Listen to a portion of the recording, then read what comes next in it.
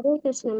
ಹರೇ ಕೃಷ್ಣ ಮಾತಾಜಿ. ಹರೇ ಕೃಷ್ಣ. ಓದುವ ತರಗತಿಗೆ ನಮ್ಗೆ ಪ್ರಾರಂಭ ಮಾಡಿದಂತಹ ಮಂಗಳೂರು ಇಸ್ಕಾನ್ ಅಧ್ಯಕ್ಷರಿಗೆ ಹಾಗೂ ನಮ್ಮ ಗುರು ವೃಂದಕ್ಕೆ ಮತ್ತೆ ಹಾಗೆ ಇಲ್ಲಿ ನೆರೆದಿರುವ ಭಕ್ತ ವೃಂದಕ್ಕೆ ನಮಿಸುತ್ತಾ ಈ ಕ್ಲಾಸ್ ಅನ್ನು ಪ್ರಾರಂಭಿಸೋಣ. ಹೂವಿನ ಜೊತೆ ಬಾಳೆನಾರು ದೇವರ ಒಂದು ಮೂರ್ತಿಯ ಪಾದ ಸೇರುವ ಹಾಗೆ ಈ ಎಲ್ಲರ ಸಹಚರ್ಯದಿಂದ ನನಗೆ ಈ ಅವಕಾಶ ಸಿಕ್ಕಿದ್ದಕ್ಕೆ ನಾನು ಎಲ್ಲರಿಗೆ ಪುನೊಮ್ಮೆ ನಮಿಸುತ್ತೇನೆ. ನಿಮ್ಮಗಳಷ್ಟು ನನಗೆ ಖಂಡಿತ ತಿಳಿದಿಲ್ಲ, ಆದರೂ ಓದಬಹುದು ಇದು, ಹಾಗಾಗಿ ಓದ್ತಾ ಇದ್ದೀನಿ. ಆದ್ರೆ ತಪ್ಪುಗಳಿದ್ದರೆ ಎಲ್ಲರೂ ಕ್ಷಮಿಸಬೇಕಾಗಿ ಪ್ರಾರ್ಥಿಸುತ್ತೇನೆ. ಹರೇ ಕೃಷ್ಣ ಮಾತಾಜಿ. ಹರೇ ಕೃಷ್ಣ ಮಾತಾಜಿ. ಹರೇ ಕೃಷ್ಣ. ಜಯ ಜಯ ಶ್ರೀ ಚೈತನ್ಯ. ಹೇಳ. ಜಯ ಜಯ ಶ್ರೀ ಚೈತನ್ಯ ಜಯ ನಿತ್ಯಾನಂದ ಜಯ ಹೇಳಿ ಮಾತಾಜಿ. ಜಯ ಜಯ ಶ್ರೀ ಚೈತನ್ಯ ಜಯ ನಿತ್ಯಾನಂದ ಜಯ ಶ್ರೀ ಅದ್ವೈತ ಚಂದ್ರ ಜಯ ವೃಂದ. ಜಯ ಅದ್ವೈತ ಚಂದ್ರ ಜಯ ಗೌರ ಭಕ್ತ ವೃಂದ. ಜಯ ಜಯ ಶ್ರೀ ಚೈತನ್ಯ ಜಯ ನಿತ್ಯಾನಂದ ಜಯ ಜಯ ಶ್ರೀ ಚೈತನ್ಯ ಜಯ ನಿತ್ಯಾನಂದ. ಜಯ ಅದ್ವೈತ ಚಂದ್ರ ಜಯ ಗೌರ ಭಕ್ತ ವೃಂದ. ಜಯ ಅದ್ವೈತ ಚಂದ್ರ ಜಯ ಗೌರ ಭಕ್ತ ವೃಂದ. ಜಯ ಜಯ ಶ್ರೀ ಚೈತನ್ಯ ಜಯ ನಿತ್ಯಾನಂದ. ಜಯ ಶ್ರೀ ಚೈತನ್ಯ ಜಯ ನಿತ್ಯಾನಂದ. ಜಯ ಅದ್ವೈತ ಚಂದ್ರ ಜಯ ಗೌರ ಭಕ್ತ ವೃಂದ. ಜಯ ಚಂದ್ರ ಜಯ ಗೌರ ಭಕ್ತ ವೃಂದ.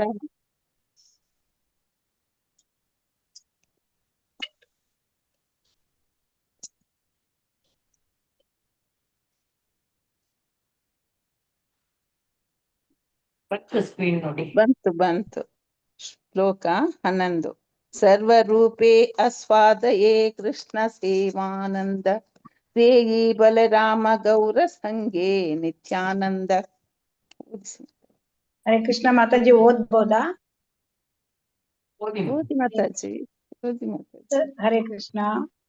ಸರ್ವರೂಪೇ ಆಸ್ವಾದಯೇ ಕೃಷ್ಣ ಸೇವಾನಂದ ಸೇಯಿ ಬಲರಾಮ ಗೌರ ಸಂಗೇ ನಿತ್ಯಾನಂದ.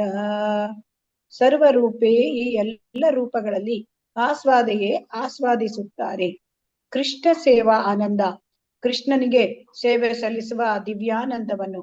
ಸೇಯಿ ಬಲರಾಮ, ಆ ಪ್ರಭು ಬಲರಾಮನು.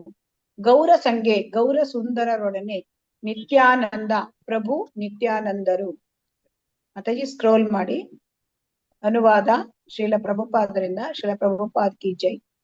ಎಲ್ಲ ರೂಪಗಳಲ್ಲಿಯೂ ಅವನು ಕೃಷ್ಣ ಸೇವೆ ಎಂಬ ದಿವ್ಯಾನಂದವನ್ನು ಆಸ್ವಾದಿಸುತ್ತಾನೆ. ಅದೇ ಬಲರಾಮನೇ ಪ್ರಭು ಗೌರ ಸುಂದರರ ಸಂಗಾತಿಯಾದ ಪ್ರಭು ನಿತ್ಯಾನಂದರು. ಧನ್ಯವಾದಗಳು ಮಾತಾಜಿ. ಹರೇ ಕೃಷ್ಣ. ಮಾತಾಜಿ ಧನ್ಯವಾದಗಳು. ಇಲ್ಲಿ ಎಲ್ಲ ರೂಪದಲ್ಲಿಯೂ ಅವನು ಕೃಷ್ಣ ಸೇವೆ ಎಂಬ ದಿವ್ಯಾನಂದವನ್ನು ಆಸ್ವಾದಿಸುತ್ತಾನೆ. ಅವನೆಷ್ಟು 4 ಅವತಾರ ತಾಳ್ತಾನೆ, ಎಲ್ಲದರಲ್ಲೂ ಅವನು ಕೃಷ್ಣನ ಸೇವೆ ಮಾಡ್ತಾನೆ. ಸೇವಕನಂಗೆ ಸೇವಾದೇವ ಅಂತ ಹೇಳ್ತಾರೆ ಅವನನ್ನು. ಆ ಸಂತೋಷವನ್ನು ಅವನು ಅನುಭವಿಸ್ತಾನಂತೆ. ಅದು ಎಂತ ಸಂತೋಷ, ದಿವ್ಯಾನಂದವನ್ನು ಉಂಟು ಮಾಡೋದು. ಅದೇ ಬಲರಾಮನೇ ಈಗ ಗೌರ ಸುಂದರರ ಸಂಗಾತಿಯಾದ ಪ್ರಭು ನಿತ್ಯಾನಂದರು ಬಲರಾಮರು ಅಂತ ಇಲ್ಲಿ ಹೇಳ್ತಾ ಇದ್ದಾರೆ. ಹರೇ ಕೃಷ್ಣ. ಶ್ಲೋಕ 12. ಸಪ್ತಮ ಶ್ಲೋಕೇರ ಅರ್ಥಕರಿ ಚಾರಿ ಶ್ಲೋಕೆ ಯಾತೆ ನಿತ್ಯಾನಂದ ತತ್ವಜಾನೆ ಸರ್ವಲೋಕೆ. ಹರೇ ಕೃಷ್ಣ. ಡಾಕ್ಟರ್ ಕೃಷ್ಣಮೂರ್ತಿ ಪ್ರಭುಜಿ ಓದ್ತೀರಾ? ಹರೇ ಕೃಷ್ಣ. VOY36 ಯಾರು? ಹರೇ ಕೃಷ್ಣ ಮಾತಾಜಿ. ಸಪ್ತಮ ಶ್ಲೋಕೇರ ಅರ್ಥಕರಿ ಚಾರಿ ಶ್ಲೋಕೆ ಯಾತೆ ನಿತ್ಯಾನಂದ ತತ್ವಜ್ಞಾನೇ ಸರ್ವಲೋಕೆ. ಸಪ್ತಮ ಶ್ಲೋಕೇರ, 7ನೆಯ ಶ್ಲೋಕದ ಅರ್ಥ ಕರಿ ನಾನು ಮಾಡುತ್ತೇನೆ. ಚಾರಿ ಶ್ಲೋಕೆ 4 ಶ್ಲೋಕಗಳಲ್ಲಿ. ಯಾತೆ ಅದರಲ್ಲಿ ನಿತ್ಯಾನಂದ ತತ್ವ, ಪ್ರಭು ನಿತ್ಯಾನಂದರ ಸತ್ಯ ಜಾನೆ ತಿಳಿಯಬಹುದು ಸರ್ವಲೋಕೆ ಪ್ರಪಂಚದ ಆದ್ಯಂತ. ಅನುವಾದ ಶ್ರೀಲ ಪ್ರಭುಪಾದರಿಂದ ಪ್ರಭುಪಾದರಿಗೆ ಜಯವಾಗಲಿ. 7ನೆಯ ಶ್ಲೋಕವನ್ನು ಮುಂದಿನ 4 ಶ್ಲೋಕಗಳಲ್ಲಿ ನಾನು ವಿವರಿಸಿದ್ದೇನೆ. ಈ ಶ್ಲೋಕಗಳಿಂದ ಪ್ರಪಂಚದ ಆದ್ಯಂತ ಎಲ್ಲರೂ ಪ್ರಭು ನಿತ್ಯಾನಂದರ ತತ್ವವನ್ನು ಕುರಿತು ತಿಳಿದುಕೊಳ್ಳಬಹುದು. ಹರೇ ಕೃಷ್ಣ ಮಾತಾಜಿ. ಹರೇ ಕೃಷ್ಣ ಮಾತಾಜಿ. ಈ 7ನೆಯ ಶ್ಲೋಕದಲ್ಲಿ ಈ 7ನೇ ಶ್ಲೋಕವನ್ನು ಮುಂದೆ ಬರುವ 4 ಶ್ಲೋಕದಲ್ಲಿ ನಾನು ವಿವರಿಸ್ತಾ ಇದ್ದೇನೆ ಅಂತ ಇಲ್ಲಿ ಹೇಳ್ತಾರೆ. ಈ ಶ್ಲೋಕಗಳಿಂದ ಇಡೀ ಪ್ರಪಂಚದಿಂದ ಎಲ್ಲರೂ ನಿತ್ಯಾನಂದರು ಏನು ಮತ್ತೆ ಅವರ ತತ್ವ ಏನು ಅಂತ ಹೇಳಿ ತಿಳ್ಕೋಬಹುದು ಅಂತ ಹೇಳ್ತಾರೆ. ಶ್ಲೋಕ 13. ಮಾಯಾತೀತೆ ವ್ಯಾಪ್ತಿ ವೈಕುಂಠ ಲೋಕೆ ಪೂರ್ಣೈಶ್ವರ್ಯೇ ಶ್ರೀ ಚತುರ್ವ್ಯೂಹ ಮಧ್ಯೆ ರೂಪಂ ಯಸ್ಯೋದ್ಭಾತಿ ಸಂಕರ್ಷಣಾಖ್ಯಂ ತಂ ಶ್ರೀ ನಿತ್ಯಾನಂದ ರಾಮಂ ಪ್ರಪದ್ಯೆ. ಹರೇ ಕೃಷ್ಣ. ಡಾಕ್ಟರ್ ಕೃಷ್ಣಮೂರ್ತಿ ಪ್ರಭುಜಿ ಓದಿ. ಹರೇ ಕೃಷ್ಣ ಮಾತಾಜಿ ಓದ್ತೇನೆ. ಶ್ಲೋಕ 13. ಮಾಯಾತೀತೆ ವ್ಯಾಪಿ ವೈಕುಂಠ ಲೋಕೆ ಪುಣ್ಯೇಶ್ವರ್ಯೇ ಶ್ರೀ ಚತುರ್ವ್ಯೂಹ ಮಧ್ಯೆ ರೂಪಂ ಯಸ್ಯೋದ್ಭಾತಿ ಸಂಕರ್ಷಣಾಖ್ಯಂ ತಂ ಶ್ರೀ ನಿತ್ಯಾನಂದ ರಾಮಂ ಪ್ರಪದ್ಯೆ. ಮಾಯಾ ಅತೀತೆ ಐಹಿಕ ಸೃಷ್ಟಿಗೆ ಅತೀತವಾದ ವ್ಯಾಪಿ ಎಲ್ಲವನ್ನು ಆವರಿಸುವ ವೈಕುಂಠ ಲೋಕದಲ್ಲಿ ಪುಣ್ಯ ಐಶ್ವರ್ಯ ಸಂಪೂರ್ಣ ಐಶ್ವರ್ಯದಿಂದ ಕೂಡಿದ ಶ್ರೀ ಚತುರ್ವ್ಯೂಹ ಮಧ್ಯೆ 4 ವಿಸ್ತರಣೆಗಳಲ್ಲಿ ವಾಸುದೇವ, ಸಂಕರ್ಷಣ, ಪ್ರದ್ಯುಮ್ನ ಮತ್ತು ಅನಿರುದ್ಧ. ರೂಪಂ ಆಕಾರ ಯಸ್ಯ ಯಾರ ಉದ್ಭಾತಿ ಆವಿರ್ಭವಿಸುತ್ತಾನೆ. ಸಂಕರ್ಷಣ ಅಖ್ಯಂ ಸಂಕರ್ಷಣ ಎಂದು ಪ್ರಸಿದ್ಧನಾದ ತಾಂ ಅವನಿಗೆ ಶ್ರೀ ನಿತ್ಯಾನಂದ ರಾಮಂ ಪ್ರಭು ನಿತ್ಯಾನಂದರು ರೂಪದಲ್ಲಿರುವ ಪ್ರಭು ಬಲರಾಮನಿಗೆ ಪ್ರಪದ್ಯೆ ನಾನು ಶರಣಾಗುತ್ತೇನೆ. ಅನುವಾದ ಶ್ರೀಲ ಪ್ರಭುಪಾದರಿಗೆ ಜಯವಾಗಲಿ. ಶ್ರೀ ನಿತ್ಯಾನಂದ ರಾಮರ ಪಾದ ಕಮಲಗಳಿಗೆ ನಾನು ಶರಣಾಗತನಾಗುತ್ತೇನೆ. ಅವರು ಚತುರ್ವ್ಯೂಹದ ವಾಸುದೇವ, ಸಂಕರ್ಷಣ, ಪ್ರದ್ಯುಮ್ನ ಮತ್ತು ಅನಿರುದ್ಧರಿಂದ ಒಡಗೂಡಿದ ಮಧ್ಯದಲ್ಲಿರುವ ಸಂಕರ್ಷಣ ಎಂದು ಹೆಸರಾಗಿದ್ದಾರೆ. ಅವರು ಸಮಸ್ತ ಐಶ್ವರ್ಯವನ್ನು ಹೊಂದಿದ್ದಾರೆ. ಅವರು ಐಹಿಕ ಸೃಷ್ಟಿಗೆ ಅತೀತವಾದ ವೈಕುಂಠ ಲೋಕದಲ್ಲಿ ನೆಲೆಸಿದ್ದಾರೆ. ಭಾವಾರ್ಥ ಓದಿ ಪ್ರಭುಜಿ. ಹರೇ ಕೃಷ್ಣ ಮಾತಾಜಿ. ಭಾವಾರ್ಥ ಇದು ಶ್ರೀ ಸ್ವರೂಪ ದಾಮೋದರ ಗೋಸ್ವಾಮಿಯವರ ದಿನಚರಿಯಿಂದ ತೆಗೆದುಕೊಂಡ ಶ್ಲೋಕ. ಇದು ಶ್ರೀ ಚೈತನ್ಯ ಚರಿತಾಮೃತದ ಮೊದಲನೆಯ 14 ಶ್ಲೋಕಗಳಲ್ಲಿ 8ನೆಯ ಶ್ಲೋಕವಾಗಿಯೂ ಕಾಣಿಸಿಕೊಂಡಿದೆ. ಹರೇ ಕೃಷ್ಣ ಮಾತಾಜಿ. Thank you.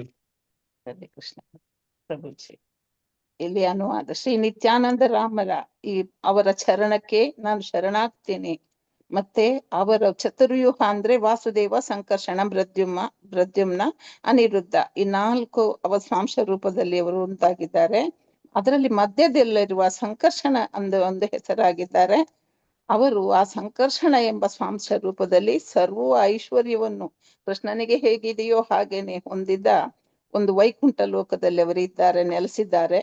ಅಂದ್ರೆ ಈ ಐಹಿಕ ಸೃಷ್ಟಿಗೆ ಅತೀತವಾದ ಒಂದು ವೈಕುಂಠ ಲೋಕದಲ್ಲಿ ಅವರು ನೆಲೆಸಿದ್ದಾರೆ ಅಂತ ಹೇಳ್ತಾರೆ. ಭಾವಾರ್ಥ ಇದು ಶ್ರೀ ಸ್ವರೂಪ ದಾಮೋದರ ಗೋಸ್ವಾಮಿ ಅವರ ದಿನಚರಿಯಿಂದ ತೆಗೆದುಕೊಂಡ ಒಂದು ಶ್ಲೋಕ. ಇದು ಚೈತನ್ಯ ಚರಿತಾಮೃತದ ಮೊದಲನೇ 14 ಶ್ಲೋಕದಲ್ಲಿ 8ನೇ ಶ್ಲೋಕವಾಗಿ ಕಾಣಿಸಿಕೊಂಡಿದೆ. 8ನೇ ಶ್ಲೋಕ ಹೀಗಿದೆ. ಮಾಯಾತೀತೆ ವ್ಯಾಪ್ತಿ ವೈಕುಂಠ ಲೋಕೆ ಪೂರ್ಣೈಶ್ವರ್ಯೇ ಶ್ರೀ ಚತುರ್ವ್ಯೂಹ ಮಧ್ಯೆ ರೂಪಂ ಯಸ್ಯೋದ್ಭಾತಿ ಸಂಕರ್ಷಣಾಖ್ಯಂ ತಂ ಶ್ರೀ ನಿತ್ಯಾನಂದ ರಾಮಂ ಪ್ರಪದ್ಯೆ. ಅಲ್ಲಿನೂ ಹಾಗೇನೆ ಹೇಳ್ತಾರೆ. ವಾಸುದೇವ, ಸಂಕರ್ಷಣ, ಪ್ರದ್ಯುಮ್ನ ಮತ್ತು ಅನಿರುದ್ಧ ಎಂಬ ಚತುರ್ವ್ಯೂಹದಲ್ಲಿ ಸಂಕರ್ಷಣನೆಂದು ಕರೆಯಲಾಗುವ ಶ್ರೀ ನಿತ್ಯಾನಂದ ರಾಮರ ಪಾದ ಕಮಲಗಳಿಗೆ ನಾನು ಶರಣಾಗುವೆ. ಅವನು ಈ ಐಹಿಕ ಜಗತ್ತಿನಿಂದ ಬಲೂ ದೂರ ಇರುವ ವೈಕುಂಠ ಲೋಕದಲ್ಲಿ ಸಂಪೂರ್ಣ ಐಶ್ವರ್ಯದೊಂದಿಗೆ ಇದ್ದಾನೆ ಅಂತೇಳಿ ಹೇಳ್ತಾರೆ. ಶ್ಲೋಕ 14. ಪ್ರಕೃತಿರ ಪರಭ್ಯೋಮ ನಾಮೇ ಧಾಮ ಕೃಷ್ಣ ವಿಗ್ರಹ ಛೇ ವಿಭೂತಿ ಆದಿ ಗುಣವಾನ್. ಹರೇ ಕೃಷ್ಣ ಮಾತಾಜಿ. ಹರೇ ಕೃಷ್ಣ. ನೀವು ಆಯ್ತು. ಶಿವಶಂಕರ್ ಓದಿ. ಶಿವಶಂಕರ್. ಶಕುಂತಳ ಮಾತಾಜಿ ಮಾತಾಜಿ, ಹರೇ ಕೃಷ್ಣ ಮಾತಾಜಿ. ಓದಿ. ಪ್ರಕೃತಿರ ಪಾಠ ಪರವ್ಯೂಮ ನಾಮೇ ಧಾಮ ಕೃಷ್ಣ ವಿಗ್ರಹ ಯೈಚೆ ವಿಭೂತಿ ಅಧಿ ಗುಣವಾನ್. ಪ್ರಕೃತಿರ ಐಕ ಪ್ರಕೃತಿ ಪಾರ ಆಚೆ ಪರವ್ಯೂಮ ಆಧ್ಯಾತ್ಮಿಕ ಆಕಾಶ ನಾಮೆ ಹೆಸರಿನಲ್ಲಿ ಧಾಮ ಸ್ಥಳ ಕೃಷ್ಣ ವಿಗ್ರಹ ಪ್ರಭು ಕೃಷ್ಣನ ರೂಪ ಐಚೆ ಹಾಗೆ ವಿಭೂತಿಯಾದಿ 6 ಐಶ್ವರ್ಯಗಳಂತೆ ಗುಣವಾನ್ ದಿವ್ಯ ಗುಣಗಳಿಂದ ತುಂಬಿದ್ದ. ಅನುವಾದ ಮತ್ತು ಭಾವಾರ್ಥ ಶ್ರೀಲಪ್ರಭುಪಾದಕ್ಕೆ ಜಯವಾಗಲಿ. ಐಕ ಪ್ರಕೃತಿ ಆಚೆಗೆ ಪರವ್ಯೂಮವೆಂಬ ಧಾಮವಿದೆ. ಪ್ರಭು ಕೃಷ್ಣನಂತೆ ಅದು ಕೂಡ ಷಡೈಶ್ವರ್ಯಗಳೇ ಮೊದಲಾದ ಎಲ್ಲ ದಿವ್ಯ ಗುಣಗಳನ್ನು ಪಡೆದಿದೆ. ಭಾವಾರ್ಥ. ಸಂಖ್ಯಾ ದರ್ಶನದ ಪ್ರಕಾರ ಐಕ ಬ್ರಹ್ಮಾಂಡವು 24 ಧಾತುಗಳಿಂದ ಕೂಡಿದೆ. 5 ಸ್ಥೂಲ ಐಕ ಧಾತುಗಳು, 3 ಸೂಕ್ಷ್ಮ ಐಕ ಧಾತುಗಳು, 5 ಜ್ಞಾನೇಂದ್ರಿಯಗಳು, 5 ಕರ್ಮೇಂದ್ರಿಯಗಳು, 5 ಇಂದ್ರಿಯ ತೃಪ್ತಿಯ ವಸ್ತುಗಳು ಮತ್ತು ಮಹತ್ತತ್ವ ಸಂಪೂರ್ಣ ಐಕ ಶಕ್ತಿ. ಈ ಧಾತುಗಳ ಆಚೆಗೆ ಹೋಗಲಾದ ಅನುಭವಗಾಮಿ ದಾರ್ಶನಿಕರು ಇವುಗಳ ಆಚೆಗೆ ಇರುವ ಯಾವುದಾದರೂ ಅವ್ಯಕ್ತವಾಗಿರಬೇಕು ಈ ಪ್ರಮಾಣ ಎಂದು ಊಹೆ ಮಾಡುತ್ತಾರೆ. ಆದರೆ ಈ 24 ಧಾತುಗಳ ಆಚೆಗೆ ಇರುವ ಲೋಕವು ಅನಿರ್ವಚನೀಯವಲ್ಲ, ಏಕೆಂದರೆ ಅದನ್ನು ಭಗವದ್ಗೀತೆಯಲ್ಲಿ ಸನಾತನ ಪ್ರಕೃತಿ ಎಂದು ವಿವರಿಸಲಾಗಿದೆ. ಐಕ ಪ್ರಕೃತಿಯ ವ್ಯಕ್ತ ಮತ್ತು ಅವ್ಯಕ್ತ ಅಸ್ತಿತ್ವದ ಆಚೆ ಸನಾತನ ಪ್ರಕೃತಿ ಇದೆ. ಇದನ್ನು ಪರವ್ಯೂಮ ಅಥವಾ ಆಧ್ಯಾತ್ಮಿಕ ಆಕಾಶ ಎಂದು ಕರೆಯುತ್ತಾರೆ. ಈ ಪ್ರಕೃತಿಯ ಗುಣದಲ್ಲಿ ಆಧ್ಯಾತ್ಮಿಕವಾದುದರಿಂದ ಅಲ್ಲಿ ಗುಣಾತ್ಮಕ ವ್ಯತ್ಯಾಸಗಳು ಇರುವುದಿಲ್ಲ. ಅಲ್ಲಿ ಇರುವುದೆಲ್ಲವೂ ಆಧ್ಯಾತ್ಮಿಕ. ಪ್ರತಿಯೊಂದು ಒಳ್ಳೆಯದೇ. ಪ್ರತಿಯೊಂದು ಶ್ರೀಕೃಷ್ಣ ಆಧ್ಯಾತ್ಮಿಕ ರೂಪವನ್ನು ಪಡೆದಿರುತ್ತದೆ. ಪರವ್ಯೂಮವು ಶ್ರೀಕೃಷ್ಣನ ವ್ಯಕ್ತ ಆಂತರಿಕ ಶಕ್ತಿ. ಅವನ ಬಾಹ್ಯ ಶಕ್ತಿಯಿಂದ ಪ್ರಕಟವಾದ ಐಕ ಆಕಾಶಕ್ಕಿಂತ ಇದು ಭಿನ್ನವಾಗಿರುತ್ತದೆ.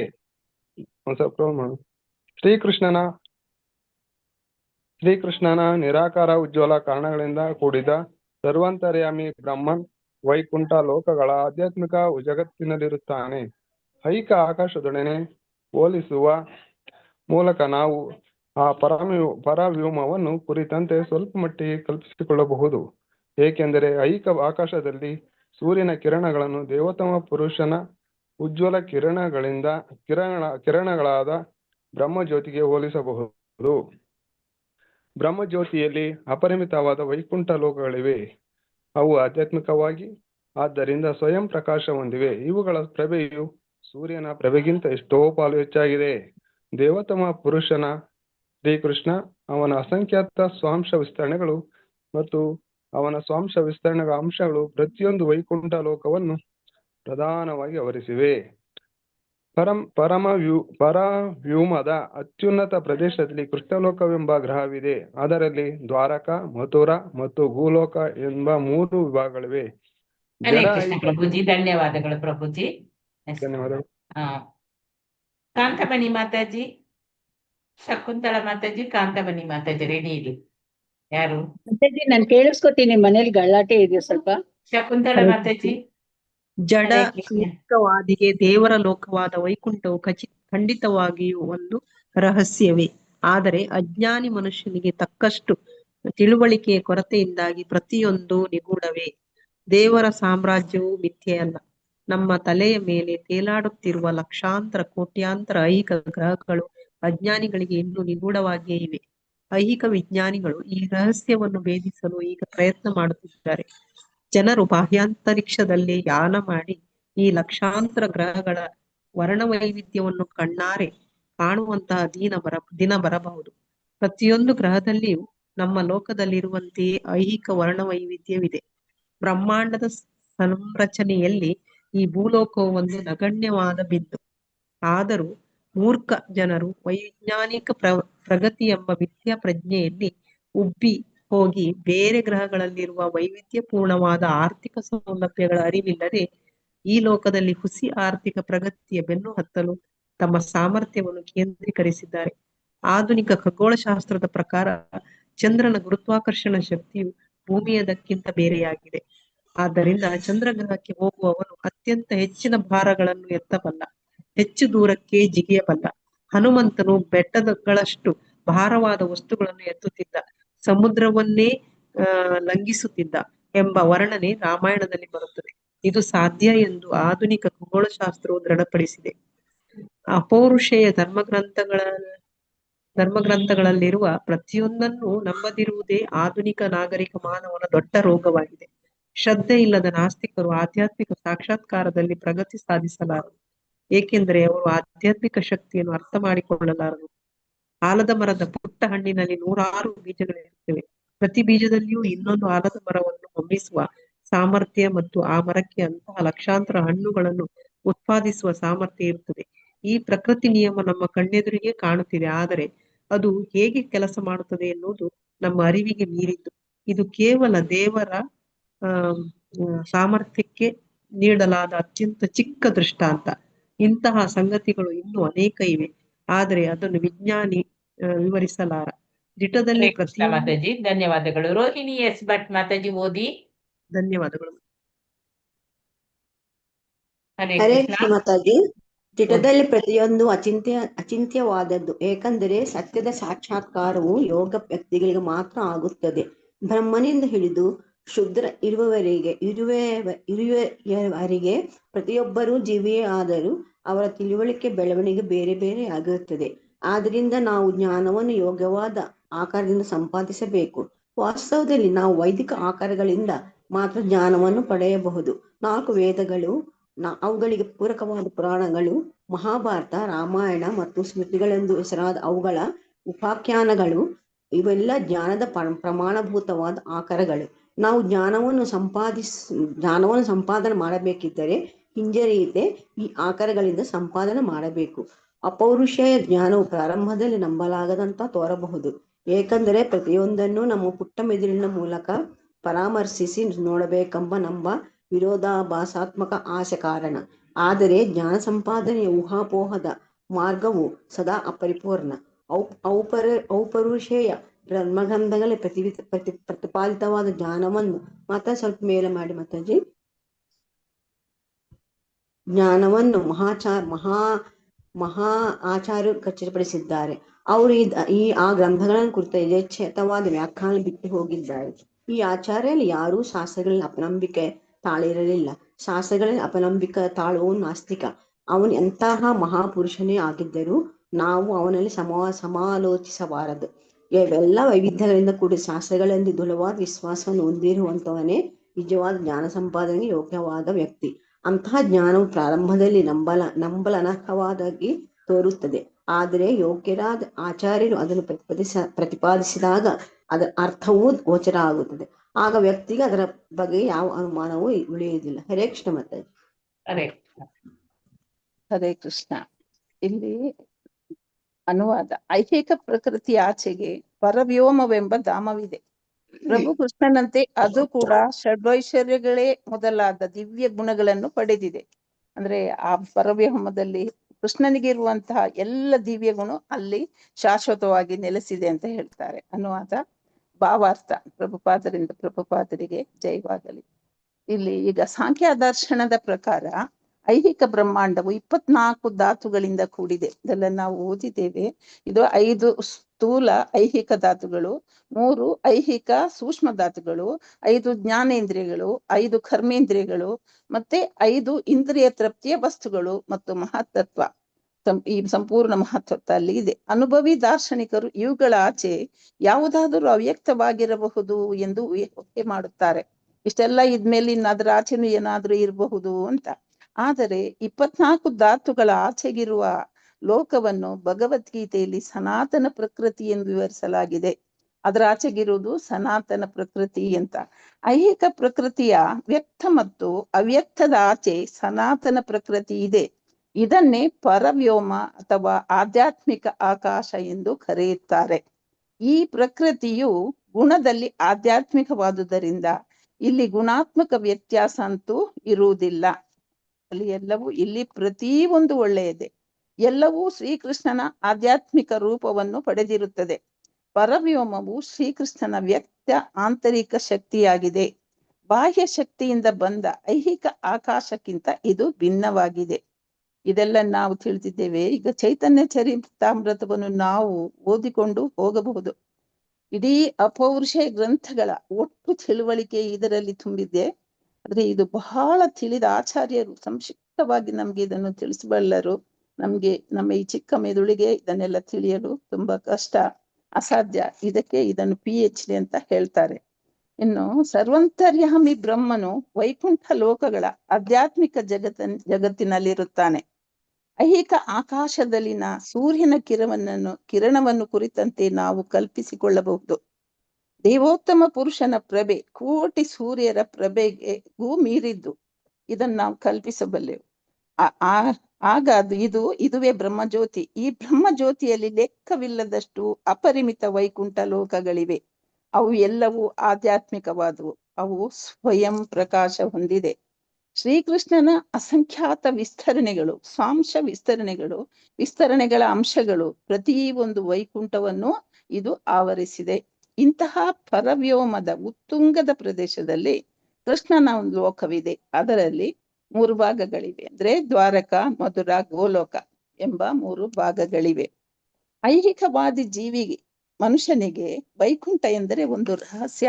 ಇದೇನಿದು, ಒಂದು ಬುಟ್ಟು ಇದು ನಿಜವಾ ಅಂದುಕೊಳ್ಳುತ್ತಾನೆ. ಅಜ್ಞಾನಿಗೆ ತಿಳುವಳಿಕೆಯ ಕೊರತೆ, ನಂಬಿಕೆಯ ಕೊರತೆಯಿಂದ ಈ ಪ್ರತಿ ಒಂದು ನಿಗೂಢವೇ. ಅಂದ್ರೆ ಅವನಿಗೆ ಏನಂತ ಅರ್ಥನೇ ಆಗಲ್ಲ ಮನುಷ್ಯರಿಂದ. ಹಾಗಂತ ದೇವರು, ಅವನ ಸಾಮ್ರಾಜ್ಯ ಸುಳ್ಳಲ್ಲ. ಒಬ್ಬ ಐಹಿಕವಾದಿ ಹಾಗೆ ನೆನೆಸಿದ್ರೆ ದೇವರಿಲ್ಲ, ಅದು ದೇವರ ಸಾಮ್ರಾಜ್ಯ ಇಲ್ಲ ಅಂತ ಹೇಳೋದದು ಸುಳ್ಳಲ್ಲ. ನಿಜವಾಗ್ಲೂ ದೇವರಿದ್ದಾನೆ, ಅವನ ಸಾಮ್ರಾಜ್ಯವೂ ಇದೆ. ನಮ್ಮ ತಲೆ ಮೇಲೆ ತೇಲಾಡುತ್ತಿರುವ ಐಹಿಕ ಗ್ರಹಗಳು ಅಜ್ಞಾನಿಗೆ ನಿಗೂಢವಾಗಿಯೂ ಇರುತ್ತದೆ. ಒಬ್ಬನು ಇದನ್ನು ಆಶ್ಚರ್ಯದಿಂದ ನೋಡುತ್ತಾನೆ, ಇನ್ನೊಬ್ಬ ಭಯದಿಂದ ವೀಕ್ಷಿಸಬಹುದು. ಈಗ ವಿಜ್ಞಾನಿಗಳು ಈ ರಹಸ್ಯ ಭೇದಿಸಲು ಪ್ರಯತ್ನ ಪಡುತ್ತಾರೆ. ಜನರು ಬಾಹ್ಯಾಂತರಿಕ್ಷದಲ್ಲಿ ಯಾನ ಮಾಡಿ ಈ ಲಕ್ಷಾಂತರ ಗ್ರಹಗಳ ವರ್ಣ ವೈವಿಧ್ಯವನ್ನು ಕಣ್ಣಾರೆ ಕಾಣುವ ದಿನ ಬರಬಹುದು. ಅಂದ್ರೆ ಅಷ್ಟು ವಿಜ್ಞಾನಿಗಳು ಮಾಡ್ತಾ ಇದ್ದಾರೆ. ಅವರಿಗೆ ಭಗವಂತನ ಕೃಪೆ ಇದ್ರೆ ಅದು ಎಲ್ಲವೂ ತಿಳಿಬಹುದು. ಈ ಗ್ರಹದಲ್ಲಿಯೂ ನಮ್ಮ ಲೋಕದಲ್ಲಿರುವಂತೆ ಅಲ್ಲಿಯ ಹವಾಮಾನಕ್ಕೆ ಹೊಂದುವಂತ ಜೀವಿಗಳು ಖಂಡಿತ ಇದ್ದಾವೆ. ಸೂರ್ಯನ ಲೋಕದಲ್ಲಿ ಆ ಶಾಖಕ್ಕೆ ಹೊಂದುವಂತ ಜೀವಿ ಮತ್ತೆ ಐಹಿಕ ವರ್ಣ ವೈವಿಧ್ಯ ಅಲ್ಲಿ ಇದೆ. ಇಷ್ಟು ಬ್ರಹ್ಮಾಂಡಗಳ ನಡುವೆ ಈ ಭೂಲೋಕ ಒಂದು ಸಮುದ್ರದ ಒಂದು ಸಣ್ಣ ಬಿಂದು ಇದ್ದಂತೆ. ಇದೊಂದು ನಗಣ್ಯ. ಅಷ್ಟೊಂದು ಲೋಕ ಇದೆ. ಇದು ನಗಣ್ಯ, ಇದು ಲೆಕ್ಕಕ್ಕನೇ ಇಲ್ಲ. ಆದರೆ ಮೂರ್ಖ ಜನರು, ನಮಗೂ ಸಣ್ಣ ಮೆದುಳು ಕೊಟ್ಟಿದ್ದಾನೆ, ಈ ಜನರು ಏನ್ ಮಾಡ್ತಾರೆ, ನಾವು ವಿಜ್ಞಾನದಲ್ಲಿ ಪ್ರಗತಿ ಹೊಂದಿದ್ದೇವೆ, ಬಹಳ ಮುಂದುವರಿದಿದ್ದೇವೆ, ಇದು ವಿಜ್ಞಾನ ಯುಗ ಎಂಬ ಮಿಥ್ಯ ಪ್ರಜ್ಞೆಯಲ್ಲಿ ಮುಳುಗಿ ಹೋಗಿದ್ದಾರೆ.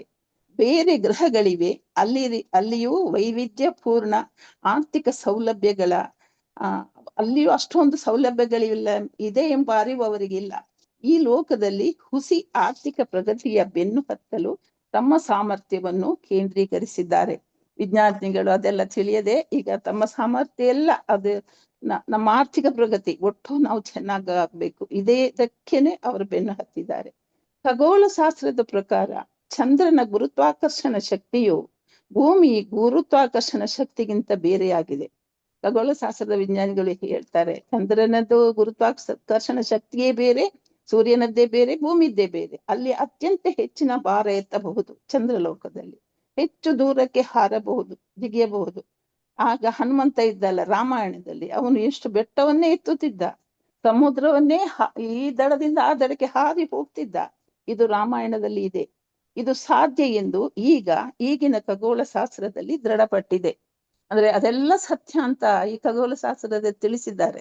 ಆದ್ರೂ ಈ ಅಪೌರುಷ ಗ್ರಂಥಗಳನ್ನು ಜನ ನಂಬೋದಿಲ್ಲ. ಅಪೌರುಷೇಯ ಧರ್ಮ ಗ್ರಂಥಗಳಲ್ಲಿರುವ ಪ್ರತಿ ಒಂದನ್ನು ನಂಬದಿರುವುದೇ ಆಧುನಿಕ ಮಾನವನ ಒಂದು ದೊಡ್ಡ ರೋಗ. ಆಧ್ಯಾತ್ಮಿಕ ಸಾಕ್ಷಾತ್ಕಾರದಲ್ಲಿ ಶ್ರದ್ಧೆ ಇಲ್ಲದ ನಾಸ್ತಿಕರು ಎಂದೂ ಪ್ರಗತಿ ಸಾಧಿಸಲಾರರು. ಅವರು ಎಷ್ಟು ವರ್ಷ ಬದುಕಿದ್ರು, ಎಷ್ಟು ಅಧ್ಯಯನ ಮಾಡಿದ್ರು, ಸತ್ಯವಾಗಿ ಎಲ್ಲ ಬರ್ದಿದ್ರು. ಆದ್ರೆ ಈಗ ನಮ್ಗೆ ಸ್ವಲ್ಪ ಅಲ್ಪ ಆಯುಷ್ಯ, ನಾವು ಅದನ್ನು ನಂಬೋದೇ ಇಲ್ಲ. ನಮ್ಗೆ ಅಷ್ಟು ಆಯುಷ್ಯನೂ ಇಲ್ಲ. ಅದನ್ನು ತಿಳ್ಕೊಳ್ಬೇಕಾದ್ರೆ, ನಾವು ಅರಿಬೇಕಾದ್ರೆ, ಹಾಗಾದ್ರೆ ಅದನ್ನು ನಂಬುವುದು ಎಷ್ಟು ಶ್ರೇಷ್ಠ. ಅದನ್ನು ನಂಬಿ ಎಷ್ಟೆಷ್ಟೆಲ್ಲ ಸಾಧಿಸಿದ್ದಾರೆ ಕೆಲವರು. ಮತ್ತು ಅದರ ಶಕ್ತಿಯನ್ನು ಅರ್ಥ ಮಾಡಿಕೊಳ್ಳಲಾರರು. ದೊಡ್ಡ ಆಲದ ಮರದಲ್ಲಿ ಪುಟ್ಟ ಪುಟ್ಟ ಬೀಜಗಳಿರುವ ಒಂದು ಹಣ್ಣು ಇರುತ್ತೆ, ಪುಟ್ಟ ಹಣ್ಣು. ಅದೇ ದೇವರದ್ದು ಹೇಗೆ ಕೊಟ್ಟಿದ್ದಾನೆ, ದೊಡ್ಡ ಮರದಲ್ಲಿ ಪುಟ್ಟ ಹಣ್ಣು, ಹಾಗೆ ಸೋರೆಕಾಯಿ ಬಳ್ಳಿಯಲ್ಲಿ ದೊಡ್ಡ ಕಾಯಿ. ಅದು ಆ ಭಗವಂತನ ಲೀಲೆ ಅದರಲ್ಲಿ ಕಾಣಬಹುದು. ಪ್ರತಿ ಬೀಜದಲ್ಲಿಯೂ ಇನ್ನೊಂದು ಆಲದ ಮರ ಹೊಮ್ಮಿಸುವ ಶಕ್ತಿ ಸಾಮರ್ಥ್ಯ ಇದೆ. ಮತ್ತೆ ಆ ಮರಕ್ಕೆ ಅಂತಹ ಲಕ್ಷಾಂತರ ಹಣ್ಣುಗಳನ್ನು ಉತ್ಪಾದಿಸುವ ಸಾಮರ್ಥ್ಯ ಇದೆ. ಇದು ಈ ಪ್ರಕೃತಿಯ ನಿಯಮ. ನಮ್ಮ ಕಣ್ಣೆದುರೇ ಇದು ಕಾಣುತ್ತೆ. ಇದು ಹೇಗೆ ಸಾಧ್ಯ, ಆಲೋಚನೆ ಮಾಡ್ತೇವಾ? ಹಾಗಾದ್ರೆ ಅಲ್ಲಿ ಒಬ್ಬನು ಇರ್ಬೇಕಲ್ಲ. ಅದು ನಮ್ಮ ಅರಿವಿಗೆ ಮೀರಿದ್ದು, ಇದೆಲ್ಲ ದೇವರದ್ದು. ಇದು ಕೇವಲ ದೇವರ ಸಾಮರ್ಥ್ಯಕ್ಕೆ ನೀಡಲಾದ ಒಂದು ಚಿಕ್ಕ ದೃಷ್ಟಾಂತ. ಇಂಥ ಸಂಗತಿಗಳು ಅದೆಷ್ಟೋ ಇವೆ, ಒಂದೆರಡಲ್ಲ. ಅದೆಲ್ಲ ವಿಜ್ಞಾನಿಗಳು ಅದನ್ನ ಅವರು ಖಂಡಿತ ವಿವರಿಸಲಾರರು. ಆ ಯಂತ್ರ ಈ ಯಂತ್ರ ಅದೆಲ್ಲ ತಯಾರಿಸ್ತಾರೆ. ಇದು ಹೇಗೆ ಬಂತು, ಎಲ್ಲಿಂದ ಬಂತು, ಏನಂತ ಇದನ್ನು ಖಂಡಿತ ವಿಜ್ಞಾನಿ ವಿವರಿಸುವುದಿಲ್ಲ. ನಿಜವಾದರೂ ಇದು ಒಂದು ಅಚಿಂತ್ಯವಾದದ್ದು. ಏಕೆಂದರೆ ಸತ್ಯದ ಸಾಕ್ಷಾತ್ಕಾರ ಯೋಗ್ಯ ವ್ಯಕ್ತಿಗಳಿಗೆ ಮಾತ್ರ ಆಗುತ್ತದೆ. ಸತ್ಯ, ದೇವರು ಎಲ್ಲ ಅದಕ್ಕೆ ಅರ್ಹರಾದವರಿಗೆ ಮಾತ್ರ ಗೊತ್ತಾಗುತ್ತೆ. ಎಲ್ಲೆಲ್ಲರಿಗೂ ಖಂಡಿತ ಇದು ತಿಳಿಯುವುದಿಲ್ಲ. ಬ್ರಹ್ಮನಿಂದ ಆನೆ ಬ್ರಹ್ಮ ಇರುವೆಯವರೆಗೆ ಎಲ್ಲ ಜೀವಿಯೂ ಆದರೂ ಅವರವರ ತಿಳುವಳಿಕೆಯ ಬೆಳವಣಿಗೆ ಬೇರೆ ಬೇರೆಯಾಗಿರುತ್ತದೆ. ಮನುಷ್ಯರೇ ಅದು ಬ್ರಹ್ಮ ಇರುವೆ ತನಕ ಜೀವಿಗಳಲ್ಲಾದ್ರೂ ಮನುಷ್ಯರಲ್ಲೂ ಒಬ್ಬೊಬ್ಬರಿಗೆ ಇದ್ದದ್ದು ಇನ್ನೊಬ್ಬರಿಗೆ ಇರಲ್ಲ. ಅವರೇನಂತ ಅವರವರ ಬೆಳವಣಿಗೆ ಬೇರೆ ಬೇರೆಯಾಗಿರುತ್ತದೆ. ಹಾಗಾಗಿ ನಾವು ಜ್ಞಾನದ ಕರವನ್ನು ಯೋಗ್ಯವಾದ ಅಂದ್ರೆ ಗುರು ಪರಂಪರೆಯಿಂದ ಬಂದ ಗುರುಗಳಿಂದಲೇ ನಾವು ಕಲಿಬೇಕು, ಅವರಿಂದಲೇ ಸಂಪಾದಿಸಬೇಕು. ವೈದಿಕ ಆಕರಗಳಿವೆ, ವೈದಿಕ ಆಕರಗಳಿಂದ ನಾವು ಜ್ಞಾನ ಪಡೆಯಬಹುದು. 4 ವೇದಗಳಿವೆ, ಪುರಾಣಗಳಿವೆ, ಮಹಾಭಾರತ, ರಾಮಾಯಣ, ಸ್ಮೃತಿಗಳೆಂದು ಹೆಸರಾದ ಉಪನ್ಯಾಸಗಳು ಎಷ್ಟೆಲ್ಲ ಇವೆ. ಎಲ್ಲವೂ ಜ್ಞಾನದ ಪ್ರಮಾಣಭೂತ ಭಂಡಾರಗಳು. ಅಂದ್ರೆ ಯಾವ್ದ್ಯಾವ್ದನ್ನು ಓದುದಲ್ಲ, ಅದು ಸರಿ ಪ್ರಮಾಣಭೂತ ಒಂದು ಅಕ್ಷರವನ್ನ ಓದ್ಬೇಕು. ಇದರಿಂದ ನಾವು ಜ್ಞಾನ ಪಡೆಯಬೇಕೆಂದು, ಇದರಿಂದ ನಾವು ಜ್ಞಾನ ಪಡೆಯಲು ಖಂಡಿತ ಹಿಂಜರಿಯಬಾರದು. ಇದನ್ನು ನಾವು ಸಂಪಾದನೆ ಮಾಡಬೇಕು. ಹಾಗೆ ಮಾಡಿದ್ರೇನೆ ನಾವು ಈ ಅಪೌರುಷೇಯ ಗ್ರಂಥಗಳಿಂದ ಎಲ್ಲವನ್ನು ತಿಳಿಬಹುದು. ಅಪೌರುಷೇಯ ಜ್ಞಾನವು ನಮ್ಮ ಪುಟ್ಟ ಮೆದುಳಿನ ಮೂಲಕ ಪರಾಮರ್ಶಿಸಿ ನೋಡಬೇಕೆಂಬ ನಮ್ಮ ವಿರೋಧಾತ್ಮಕ ಭಾವನೆಯಿಂದ ಪ್ರಾರಂಭದಲ್ಲಿ ಇದು ನಂಬಲಾಗದಂತೆ ಮಾಡುವುದು. ಪಕ್ಕ ನಂಬುವುದೇ ಇಲ್ಲ. ಯಾಕೆ ಅಂದ್ರೆ ನಮ್ಗೆ ಅದನ್ನು ಪರಾಮರಿಸಿ ನೋಡ್ಬೇಕು ಎಂಬುದು. ಏನು ಪರಾಮರಿಸಿ ನೋಡುವುದು? ಯಾಕಂದ್ರೆ ಅವರ ಆಯುಷ್ಯ, ಅವರ ಒಂದು ಭಾವನೆ, ಅವರ ಒಂದು ವಿದ್ಯೆ ಅಷ್ಟು ಶ್ರೇಷ್ಠವಾದದ್ದು. ಊಹಾಪೋಹದ ಮಾರ್ಗ ಪರಿಪೂರ್ಣ. ನಾವು ಹಾಗೆ ಹೀಗೆ ಅಂತ ನಾವು ಊಹಿಸಿ ಹೇಳೋದು ಖಂಡಿತ ಅದು ಸರಿಯಾಗಿರೋದಿಲ್ಲ. ಅಪೌರುಷೇಯ ಧರ್ಮ ಗ್ರಂಥದಲ್ಲಿ ಪ್ರತಿಪಾದಿತವಾದ ಜ್ಞಾನವನ್ನು ಮಹಾ ಆಚಾರ್ಯರು ಖಚಿತಪಡಿಸಿದ್ದಾರೆ. ಅವರು ಆ ಗ್ರಂಥಗಳನ್ನು ಕುರಿತು ಯಥೇಚ್ಛ ವ್ಯಾಖ್ಯಾನಗಳನ್ನು ಬಿಟ್ಟು ಹೋಗಿದ್ದಾರೆ. ಶಾಸ್ತ್ರಗಳಲ್ಲಿ ಆಚಾರ್ಯರಾರು ಅಪನಂಬಿಕೆ ತಾಳಲಿಲ್ಲ. ಈ ಶಾಸ್ತ್ರಗಳಿದ್ದದ್ದು ಅದು ಏನು ದೇವರಿಂದಲೇ ಬಂದದ್ದು, ಭಗವದ್ಗೀತೆ ಇಲ್ಲ, ಅದರಲ್ಲೆಲ್ಲ ಅಪನಂಬಿಕೆ ಖಂಡಿತ ನಾವು ತಾಳ್ಬಾರ್ದು. ಅಪನಂಬಿಕೆ ತಾಳುವವನೇ ನಾಸ್ತಿಕ. ಅವನು ಎಂಥ ಮಹಾಪುರುಷನಾದರೂ, ಅಪನಂಬಿಕೆ ಇದ್ದವನು ಎಂಥ ಮಹಾಪುರುಷ ಎಲ್ಲ ತಿಳಿದವನಾದರೂ ನಾವು ಅವನಲ್ಲಿ ಸಮಾಲೋಚಿಸಬಾರದು.